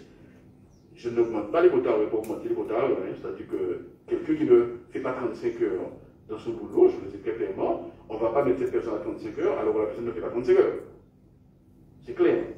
Si cette personne, effectivement, on estime doit aller à temps complet, il faut que la personne soit dans un cadre où la personne est alors vous savez, des agents aussi qui sont à temps complet et qui font plus que leur heure. Donc ces personnes nécessitent de service. On y va, sans aucun problème. Donc on préfère trouver effectivement cette mutualisation dont tu parles. Très concrètement, c'est ça. Cette mutualisation, faire en sorte qu'on arrive à augmenter le quota horaire. Donc à la limite, au lieu d'embaucher peut-être une personne, mais en faisant l'augmentation du quota horaire de 3-4 personnes, voilà. Donc ça permet effectivement d'améliorer les conditions, d'améliorer et surtout de préparer demain la retraite. Donc en fait, on est déjà, en termes de gestion du personnel, toutes les actions qui ont été, je dirais, prononcées ou préconisées, eh bien nous y sommes déjà depuis un moment. Voilà. D'abord, oui, non, c'est pour rien, ça veut dire c'est vrai que le travail là qu'on va faire là, sur le personnel, pour étudier tout ça, c'est vrai que c'est un gros effort, mais ça nous dit que son problème, son thématique qui a concerné toute la Guadeloupe, et ça depuis dans toutes les communes substituées à l'État, parce que l'État désengagé, à pas jeune là, l'État va désengager. Le démantèlement de l'industrie sucrière, le bâtiment, le démantèlement de la filière du bâtiment, l'agriculture et tout ça, ça veut dire que l'État désengagé et que toutes les communes de Guadeloupe, c'est une problématique là, ça, de substituer à l'État et les communes de Guadeloupe font du social. Depuis plus de 30 ans, 40 ans, les communes de Guadeloupe, dans posture là, ça, et vous partez fait différemment. Vous partez fait différemment devant le taux de chômage là qui est important. On dit un peu le cancer de là. Il y a aussi en matière de recettes fiscales, en matière de nous avons une très mauvaise répartition des recettes, dans la mesure que nous allons sur le territoire de la Guadeloupe, pour que les 3 communes, disons, schéma d'aménagement là, concentré ici en développement économique à dans un secteur. Et nous avons que 70% des entreprises, il y a donc côté bien centré. Et les petites communes rurales, fait, pas ni vraiment paquet d'entreprises, pas ni des gens qui installent là, pas ni attractivité. Pourquoi? Parce que l'aménagement là pas fait, schéma de développement là, pas fait dans ce sens-là, ça. Donc les petites communes rurales qu'on s'installe de l'autre côté, eh bien, on entrepreneur pas réfléchir en l'eau avant qu'ils installent là, et ça t'aide à générer des recettes. Mais ils font l'eau réflexion pour dire est-ce qu'il y a une clientèle là, est-ce qu'il y a une attractivité là. Donc tout ça, c'est des réflexions aussi pour nous, des budgets pour nous qui tiennent compte. Et puis concernant les cités pour le cancer, on dit que l'eau là peut-être déjà revenu, peut-être il faut arrêter l'installation des cités. Ah d'accord. Donc mieux si c'est pour ça. Moi très favorable pour nous continuer à installer des citernes parce que là on est en plus de dépenses d'eau, là on est en plus grand écoulement d'eau, c'est dans les toilettes dans les communes. Et si nous voulons justement faire économie, nous pouvons installer des citernes dans toutes les écoles. Ça peut faire nous faire une économie drastique vraiment en matière d'eau et tout ça, par le biais de l'eau de pluie que les citernes qui a généré. Et il y a pas encourager aussi équiper les 3 qu'elles nous finissent, équiper l'école en panneaux photovoltaïques et tout ça pour nous revendre de l'électricité pour générer des recettes, puisque là nous avons le toit, nous avons de l'école qui est là, qui a des surfaces importantes et qui toute l'année là, qui passe bien à rien. Donc c'est des pistes aussi pour nous payer causer, pour nous payer ailleurs ça sera ça pour générer de la recette. Ok, merci. Je crois que il y a des questions et juste pour préciser quand même, nous avons aussi créé l'école interne de formation pour toujours aller, qui est une action forte, toujours aller dans le sens pour permettre que nous ayons un service public de qualité avec des agents performants. Bon, mais j'aime autant vous dire que c'est un combat quotidien de tous les jours. Ce sont des objectifs stratégiques. Mais dans l'opérationnel, on met des actions, ouais, mais on se bat pour arriver à cela. Collègue, vous engagez l'année. Oui, monsieur le maire, juste un mot. pour dire que c'est vrai que nous avons dit que nous ne pouvons pas tellement jouer sur la diminution de la masse salariale. Cependant, il y a une solution simple qu'avec le directeur des finances, nous sommes en train d'étudier avec la commission financière, c'est l'augmentation de nos recettes. Il n'y a pas autre chose, les recettes de fonctionnement. Plus les recettes de fonctionnement vont augmenter, et comme si la masse salariale demeure, eh bien, nous aurons forcément une diminution du pourcentage de la masse salariale sur les recettes des dépenses de fonctionnement. Donc voilà, c'est sur ça que nous allons jouer. Mécanique et mathématiques. Voilà.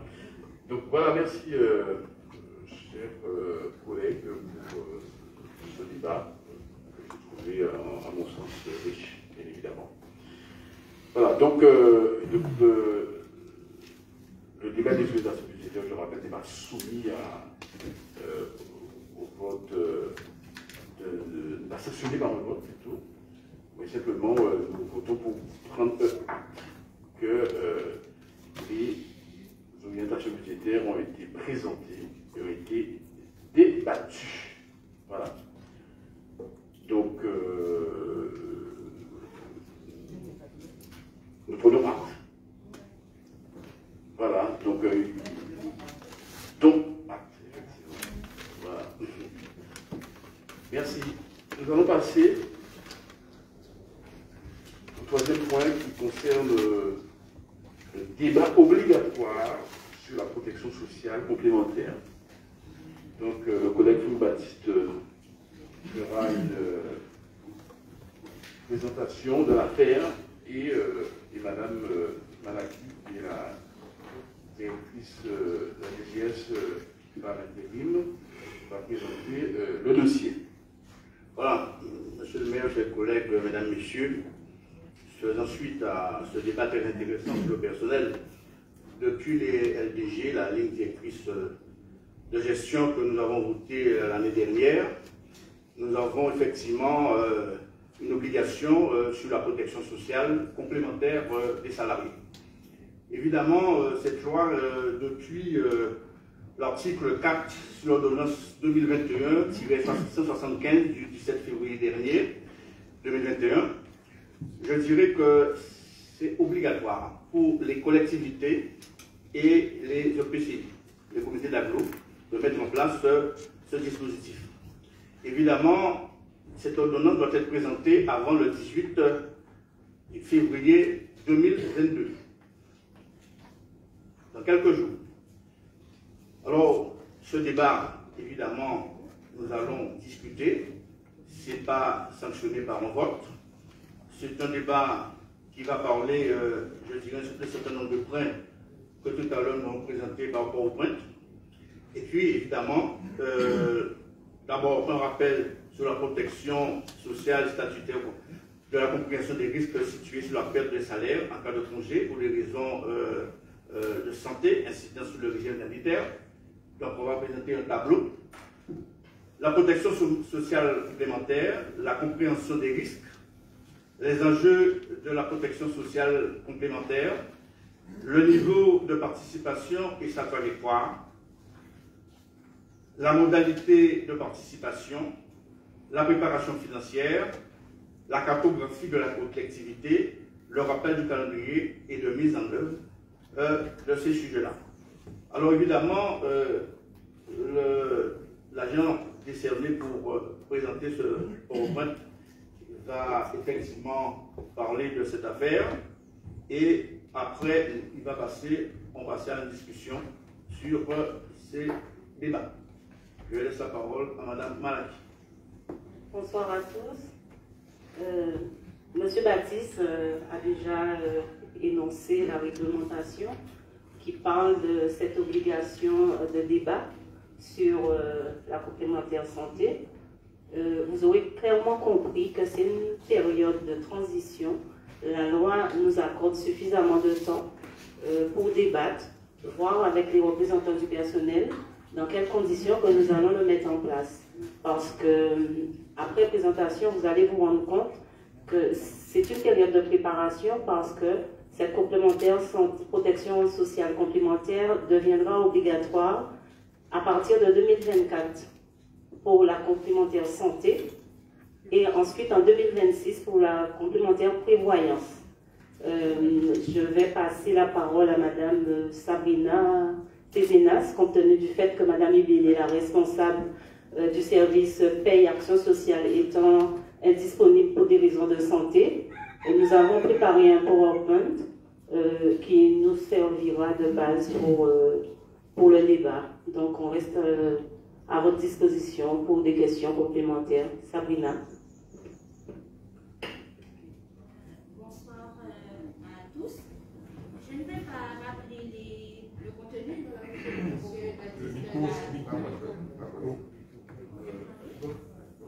celui qu'on a devant nous, pas le...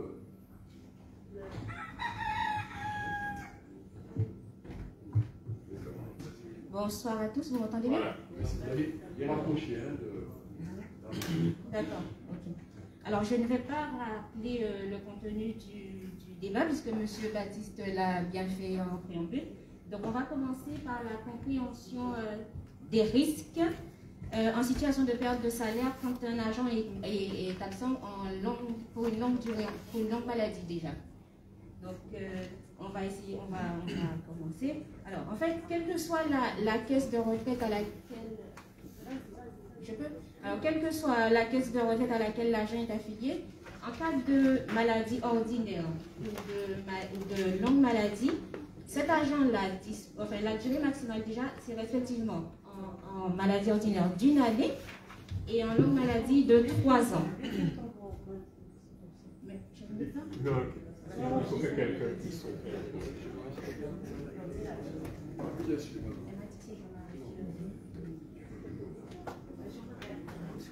Non, c'est la prochaine.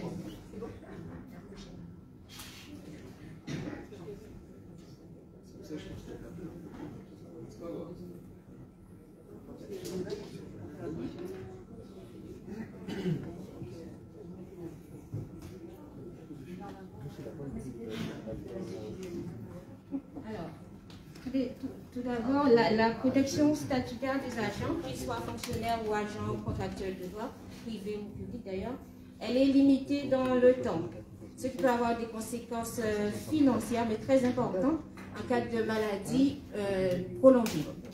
Voilà, donc du coup, quelle que soit la caisse à laquelle l'agent est affilié, ça peut être la CNRACL ou l'IOCONTEC, enfin chez nous, enfin dans toutes les collectivités d'ailleurs. En cas de maladie ordinaire, la durée maximale est de 1 année. Et en cas de longue maladie, de 3 ans. Donc, dans le cas de la maladie ordinaire, les 3 premiers mois, l'agent perçoit sa rémunération dans sa globalité. Et les 9 premiers mois, il passe ce qu'on appelle chez nous en paye en demi-traitement, c'est-à-dire 50% de son salaire. Donc déjà, c'est une perte considérable. Ensuite, en cas de longue maladie, la première année, le salaire est toujours maintenu dans sa globalité et les 2 années qui suivent, ils sont là en demi-traitement. Ensuite, en ce qui concerne la maladie longue durée, vous voyez bien que ce sont seuls les agents qui sont affiliés à la CNRACL qui perçoivent leur salaire pendant 5 ans. C'est-à-dire 3 ans, les 3 premières années à 100% et les 2 années qui suivent, ils tombent en demi-traitement malheureusement. Et en ce qui concerne le congé de validité temporaire imputable au service, là, fort heureusement, le salaire est maintenu dans sa totalité jusqu'à la guérison, la consolidation, la mise à la retraite ou malheureusement le décès de l'agent. Si je vais trop vite, vous me dites. Ça va? Bon, on a parlé du traitement, maintenant on va en arriver au régime indemnitaire. Alors, dans le cadre des dispositions qui sont en vigueur dans notre collectivité, dans le cadre de la déclaration 9 en date du 22 décembre de l'année 2016, en fait, le régime indemnitaire diminue en fonction du traitement. Donc, si le salaire diminue, forcément, le régime indemnitaire se trouve par conséquent proratisé. Dans le cadre en cas de longue maladie, en cas de congé longue maladie, congé longue durée ou congé de grave maladie, tout simplement, il y a la suspension, il y a la suppression, la suspension même du régime indemnitaire. Donc, du coup, en termes de chez nous banalisés, il n'y a plus de prime. Et fort heureusement, je me répète peut-être, mais en cas de congé de validité temporaire d'état de service, le régime indemnitaire est maintenu. Ensuite, qu'est la protection sociale complémentaire? En fait, elle permet de pallier désolé. Ainsi, pour éviter toutes ces difficultés-là, les agents ont fort intérêt à s'assurer personnellement, de façon à profiter d'une protection sociale complémentaire qui est la couverture sociale adaptée aux agents publics en complément de ce qui est prévu dans le cadre de la fonction publique et de la sécurité sociale pour les agents qui ne sont pas encore titulaires. En clair, c'est un mécanisme d'assurance qui permet aux agents de faire face aux conséquences financières des risques de prévoyance et ou santé qu'on vient de citer. Alors, il faudrait déjà qu'on comprenne vraiment ce qu'est la compréhension des risques déjà. Le risque santé et ensuite le risque prévoyance. Alors, le risque santé, ce qu'on va appeler banalement la mutuelle, il concerne le remboursement complémentaire de l'assurance maladie de base, des frais occasionnés en cas de maladie, d'une maternité ou encore d'un accident. Alors, en ce qui concerne la prévoyance, chez nous, on paye, on dira, le maintien de salaire. Et dans ce cas-là, ça concerne l'incapacité de travail, l'invalidité, l'inaptitude ou le décès des agents publics. Jusqu'à maintenant, ça va? Alors, qu'en est-il maintenant des enjeux pour la collectivité et pour les agents? On va d'abord commencer par la collectivité. Alors, la protection sociale complémentaire va faciliter le recrutement des agents dans la mesure où il y aura une uniformisation des politiques sociales entre les employeurs territoriaux, ce qui permettrait une meilleure attractivité pour recruter les agents. Ensuite, il y aurait aussi une amélioration de la performance de l'agent par la réduction de l'absentéisme, ce qui nous permettrait de limiter les coûts aussi bien directs qu'indirects. Donc, par coût direct, on va entendre l'assurance statutaire, les remplacements, et par les coûts indirects, la perte de qualité du service et bien évidemment le surcharge de travail pour les agents qui restent en poste, puisque bien évidemment en cas d'absence, l'effectif est réduit, mais la charge de travail ne diminue pas. Et enfin, un des derniers enjeux, mais bon, je suppose pas des moindres à mon avis, à notre avis, c'est en fait de ne pas se limiter en fait sur les coûts, mais d'engager, si vous voulez, une discussion sur les conditions de travail et les risques professionnels. Donc, par conséquent, ce serait bien en fait de s'élargir, de voir au-delà, et ce qui pourrait nous emmener à avoir un nouveau levier de négociation, notamment dans le cadre de la mise en place des 1607 heures. Je ne parle pas trop vite, ça va? Ensuite, les enjeux maintenant pour les agents. Elle est consciente qu'elle parle vite. J'en suis un petit peu consciente. Alors, les enjeux maintenant pour les agents. Alors, c'est un nouveau composant de l'action sociale, ce qui favorise la reconnaissance des agents. Ensuite, une aide non négligeable dans la vie privée des agents, parce qu'on sait tous qu'une mutuelle, ce n'est pas donné, un maintien de salaire, ce n'est pas donné, et vous savez bien que la rémunération dans le public n'est pas fortement négociable. Et ensuite, ça concerne aussi le renforcement d'appartenance à la collectivité. Je ne sais pas si c'est le cas de tout le monde, mais beaucoup d'agents cherchent à être reconnus.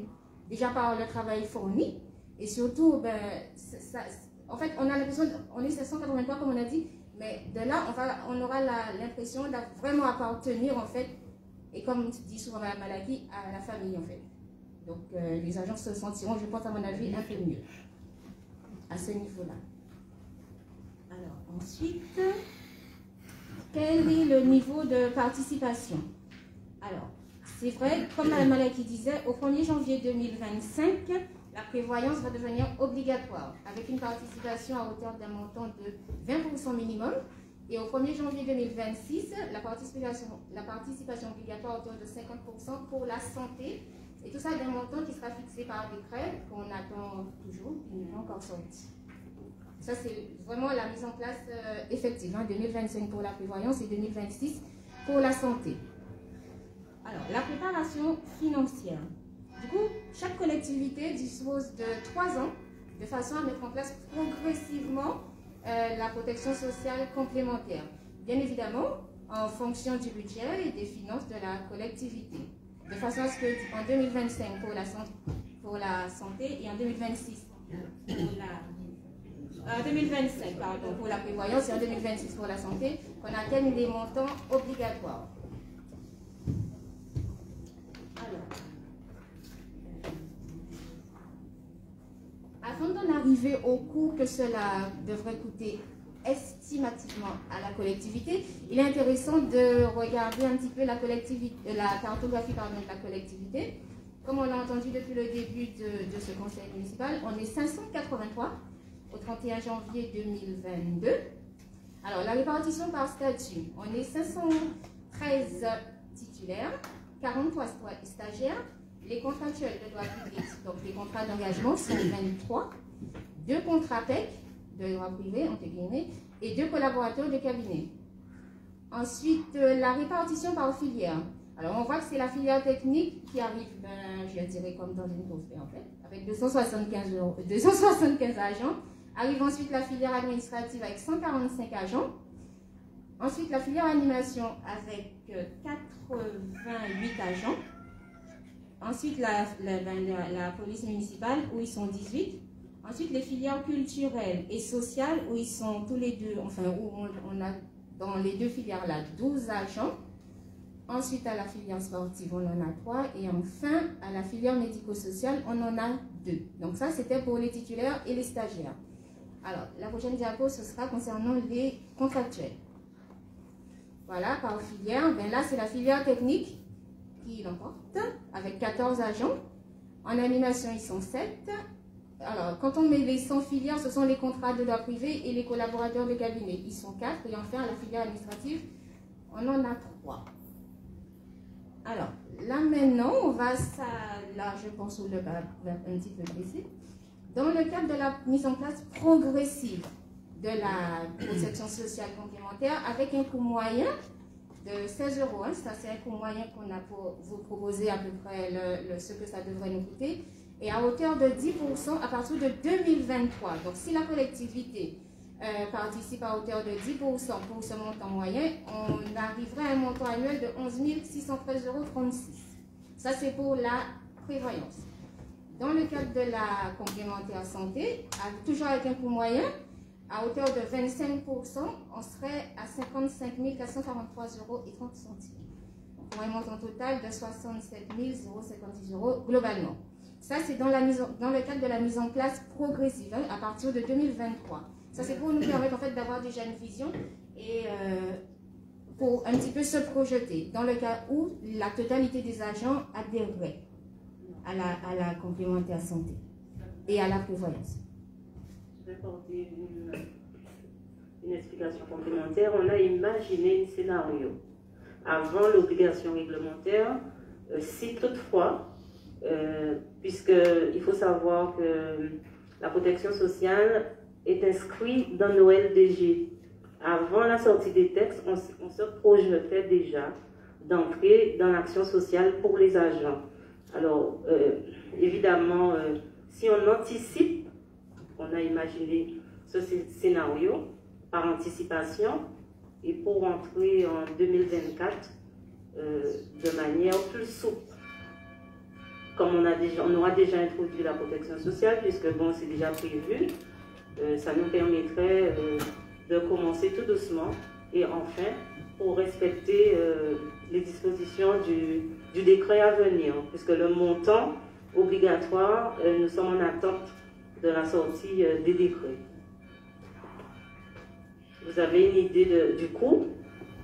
Comme je disais à M. Galvani qui a anticipé, qui a posé la question, il m'a dit que c'est peut-être un coût supplémentaire sur la masse salariale, et je lui ai dit que non, parce que en 2023, on aura résorbé la carrière des agents, puisque depuis janvier 2022, c'est le maire qui statue sur la promotion des avancements de grade.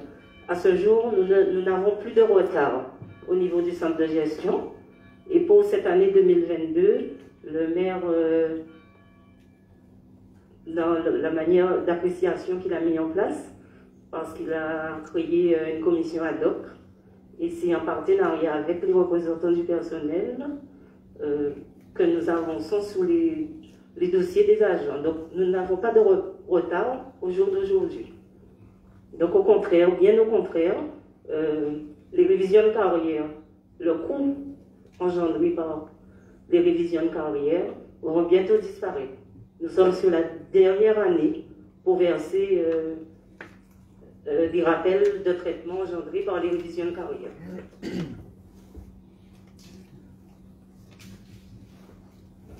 Je continue. Donc, du coup, là, on était encore dans la prévision. Et à partir de 2025, où pour la prévoyance, la participation de l'employeur sera de 20%. Donc, vous voyez que les montants ont doublé. On sera à 23 227 € en gros. Et pour la complémentaire santé, à partir de 2026, la participation de l'employeur est de 50%. Donc, forcément, ça a aussi doublé.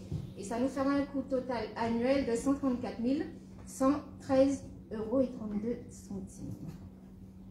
Voilà, ça c'était dans le cadre, comme disait Mme Malek tout à l'heure, du scénario qu'on a imaginé pour avoir à peu près une idée du coût que ça pourrait nous coûter. Ensuite, on va faire un petit état des lieux de la situation actuelle de nos agents. Donc du coup, actuellement, 294 agents ont une complémentaire santé. Et du coup, pas avec la participation de l'employeur, puisque ce n'est pas encore mis en place. Et 222 agents ont une couverture prévoyance avec la mutuelle MNT dans le cadre d'une adhésion facultative du 1er janvier 2021 avec la MNT. Et là, c'est, comme je disais tout à l'heure, à la charge totale des agents. Alors, les deux mutuelles avec lesquelles on travaille sont la MNT et la mutuelle AIO Santé. Voilà. Et bien là, je vais finir par vous parler des différentes échéances dans le cadre de la mise en place de la protection sociale complémentaire. Donc du coup, au 1er janvier 2022, c'était la date d'entrée en vigueur de l'ordonnance. Comme vous lisez, je ne vais pas lire. Donc du coup, avant le 18 janvier 2022, c'était l'organisation d'un débat sur la protection sociale complémentaire. Donc du coup, nous sommes... Pardon, avant le 18 février, pardon. Donc du coup, nous sommes en plein dedans, puisque nous ne sommes que le 16 aujourd'hui, donc nous sommes dans les temps. Comment? Après-demain. Ensuite, le 1er janvier 2025, c'est la participation obligatoire de l'employeur à hauteur de 20%. Ça c'est pour la prévoyance. Et au 1er janvier 2026, la participation obligatoire de l'employeur à hauteur de 50% pour la complémentaire santé. Et tous, enfin les deux, que ce soit la prévoyance et la santé, on va se répéter, mais ce sera toujours un montant qui sera fixé par décret à venir. Et une petite précision complémentaire, c'est que en fait, vous savez, dans les 6 mois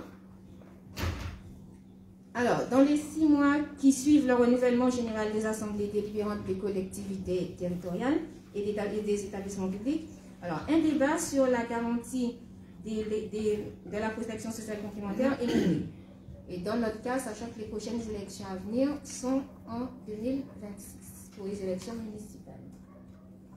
Voilà, je pense que j'ai peut-être été un petit peu vite dans ma façon de parler, mais nous sommes là, nous sommes en attente de vos éventuelles questions si vous en avez.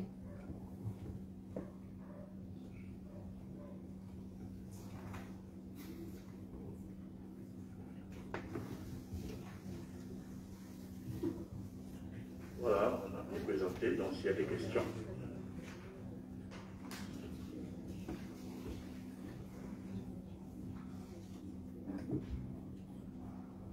Bon, mais ça prouve que, Madame la Présidente, vous avez été très claire. Eh bien, j'en suis fière.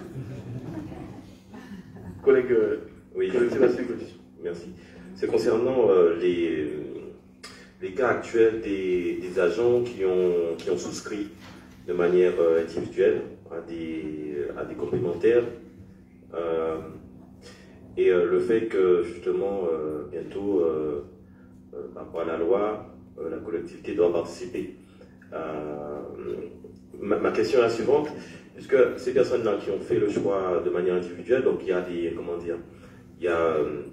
conditions en fait par rapport au choix qu'ils ont fait. Par exemple, je ne sais pas, en fonction des mutuelles, on peut choisir le niveau de prestation. Voilà. Et ma question, c'est par rapport à ça justement. Est-ce que le niveau de prestation sera pareil, quoi, par rapport à ceux qui ont fait le choix individuel et le choix qui sera fait abonder par la collectivité. C'est un peu ça. En fait, nous, enfin, je suis aussi agent. L'agent aura la possibilité de choisir la garantie qui lui conviendrait en fonction de ses besoins.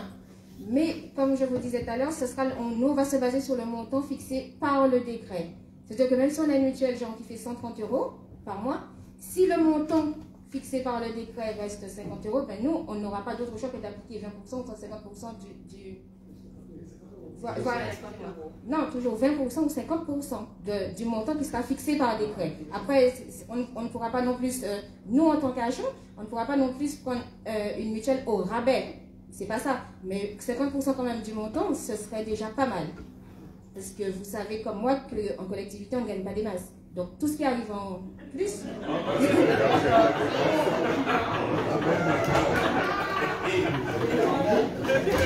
En fait, je voulais dire que tout ce qui arrive en plus et qui peut aider, c'est déjà mieux. Elle avait précisé que c'est le régime des fonctionnaires. Je ne parle pas de chez nous, hein. Je parle en général. Elle avait précisé. Mais bien sûr que les catégories C auront une réévaluation. Oui, elle a eu lieu au 1er janvier avec une... Oui, et avec une... Comment je pourrais dire ça même? Avec un rappel. Voilà, sur la paye de février. Sur la paye du mois de février, il y a la prime de l'inflation que l'État nous fait obligation de verser aux personnes qui perçoivent moins de 2 000 €. Ça a été fait. En dehors de ça, il y a eu un reclassement de fait. Et un peu suite à la situation sanitaire, puisque le cadre d'emploi des agents, la filière sociale a été ramenée vers le haut. En l'occurrence, les auxiliaires de puéricultrices sont classés désormais en catégorie B. Et ça, c'est un peu à cause de la crise sanitaire que nous connaissons. Du fait que ces gens-là ont été mobilisés pour porter des soins à la population. Voilà. Mais nous n'avons pas de retard puisqu'on a appliqué dès ce mois-ci. Georges, c'est bien ça?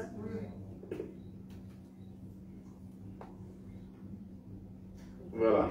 Donc, c'est l'occasion aussi pour moi de dire que, de toute façon, nous avions déjà aussi anticipé, bon là c'est une obligation légale, mais durant effectivement ces 6 dernières années, donc on a surtout privilégié la carrière des agents pour que tout le monde soit à niveau. Donc 2022 sera la dernière année qui nous permettra, après avoir en amont révisé la carrière et mettre en bonne et due forme, et donc les retards seront rattrapés, et là nous allons nous attaquer à la politique sociale d'une manière générale au niveau du personnel communal. Donc ce sera l'objectif et c'est un des éléments l'une des actions essentielles dans le cadre des lignes directrices de gestion à venir. Voilà. Donc c'est évidemment ce n'était qu'un débat, présentation, donc il n'est pas sanctionné par un vote. Donc nous allons passer à l'affaire suivante, qui concerne le protocole d'accord transactionnel du marché numéro 0715 de location de longue durée. Donc madame la collègue Sylvia Lattès va présenter l'affaire et M. Charin éventuellement pourra aborder des éléments techniques sur ce dossier. Merci Monsieur le maire. Bonsoir à tous. Donc il s'agit de permettre la régularisation de factures hors marché qui ont été émises pour de la location longue durée.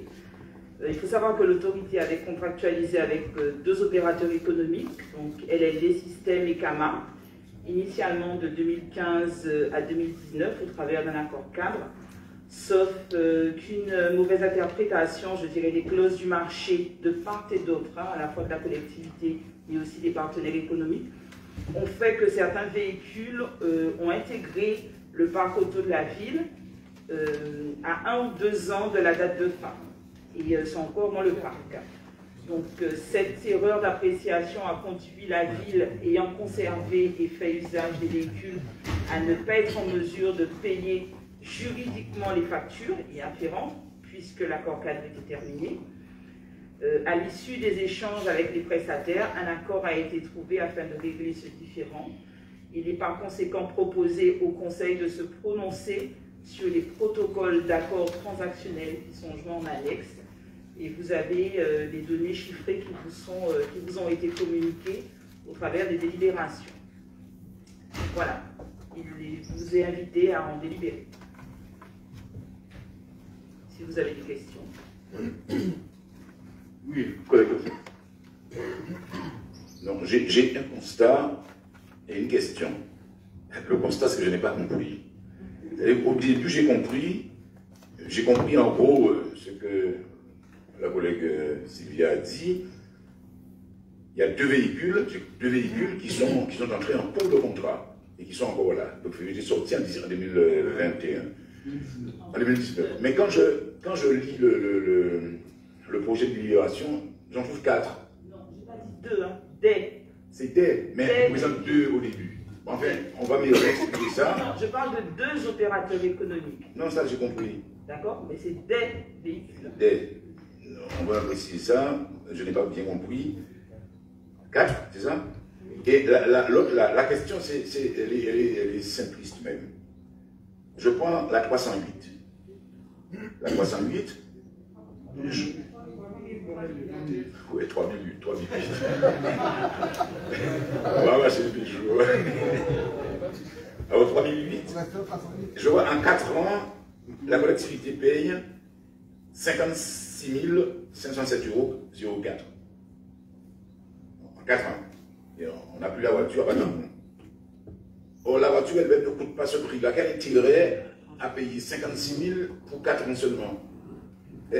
Quel intérêt? Quel est l'intérêt d'aller vers ces contrats longue durée? C'est une question bête, quoi. Et la première, c'est qu'il faut expliquer moins. Problème à marcher, on va bien comprendre.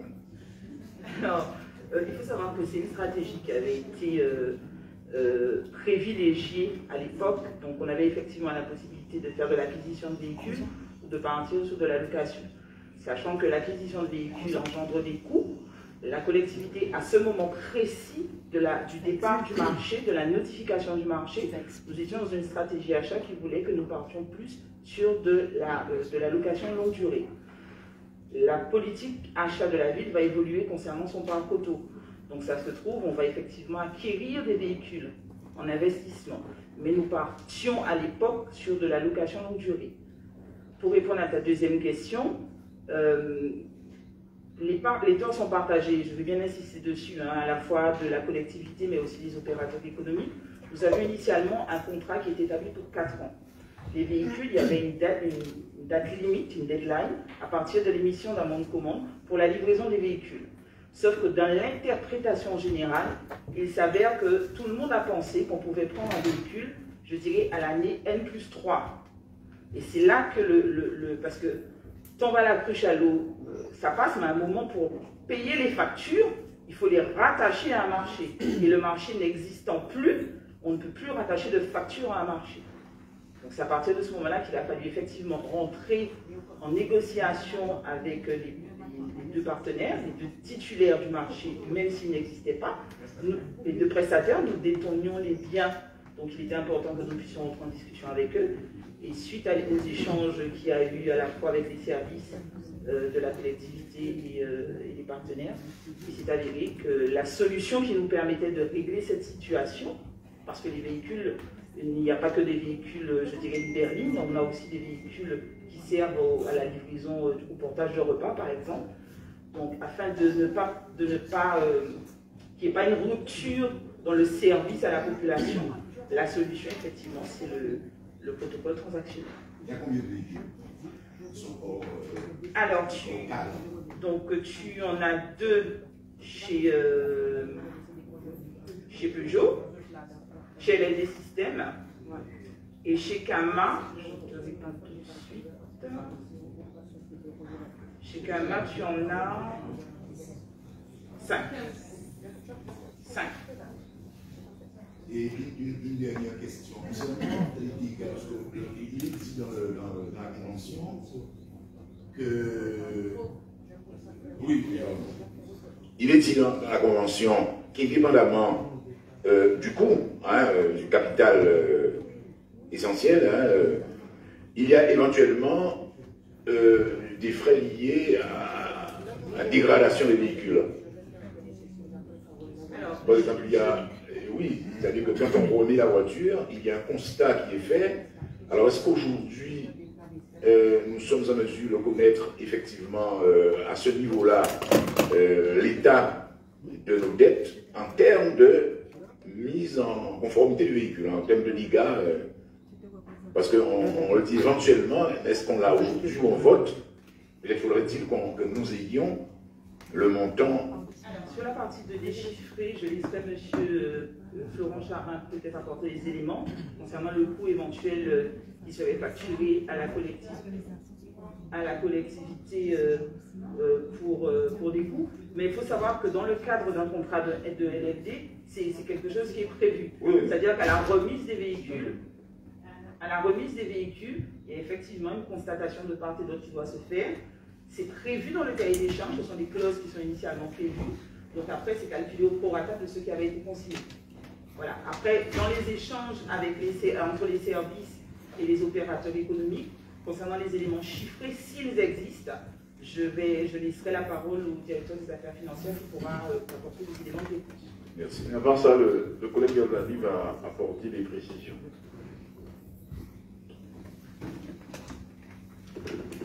Oui, je vais intervenir sur le problème, la question posée par Jacques tout à l'heure, mais en amont.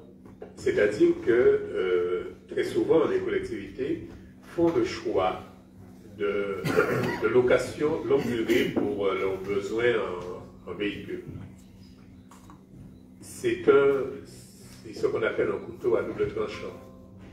Jacques a dit qu'un véhicule, c'est dans le rapport, un véhicule qu'on loue pour 4 ans nous revient grosso modo à 56 000 €.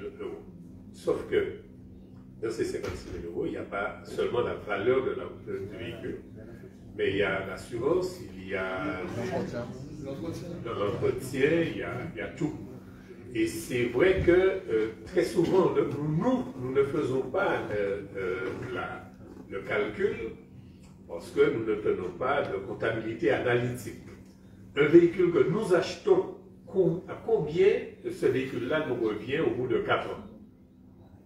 Si, en faisant en mettant en place une comptabilité analytique, on a les éléments. Il nous a coûté à l'achat 40 000 €, on sait qu'au bout de 4 ans, à combien ce véhicule-là nous revient si nous payons l'assurance, si nous payons, nous assurons l'entretien du véhicule, nous mettons des pneus, etc. Donc, c'est un calcul à faire. Et j'en ai discuté très longuement avec le directeur des affaires financières. Nous allons mener une réflexion dessus pour que demain, nous puissions adopter une politique en matière de véhicules, puisqu'on en a toujours besoin, les services techniques, les services administratifs, la cantine, on a besoin de véhicules. Mais quelle est la meilleure démarche pour nous? Quel choix pouvons-nous faire pour que les véhicules nous coûtent, je ne dis pas meilleur marché, mais au moins cher, surtout à l'entretien, puisque ce qui voudrait dire que entre-temps, nous ayons forcément un marché avec un garagiste ou avec quelqu'un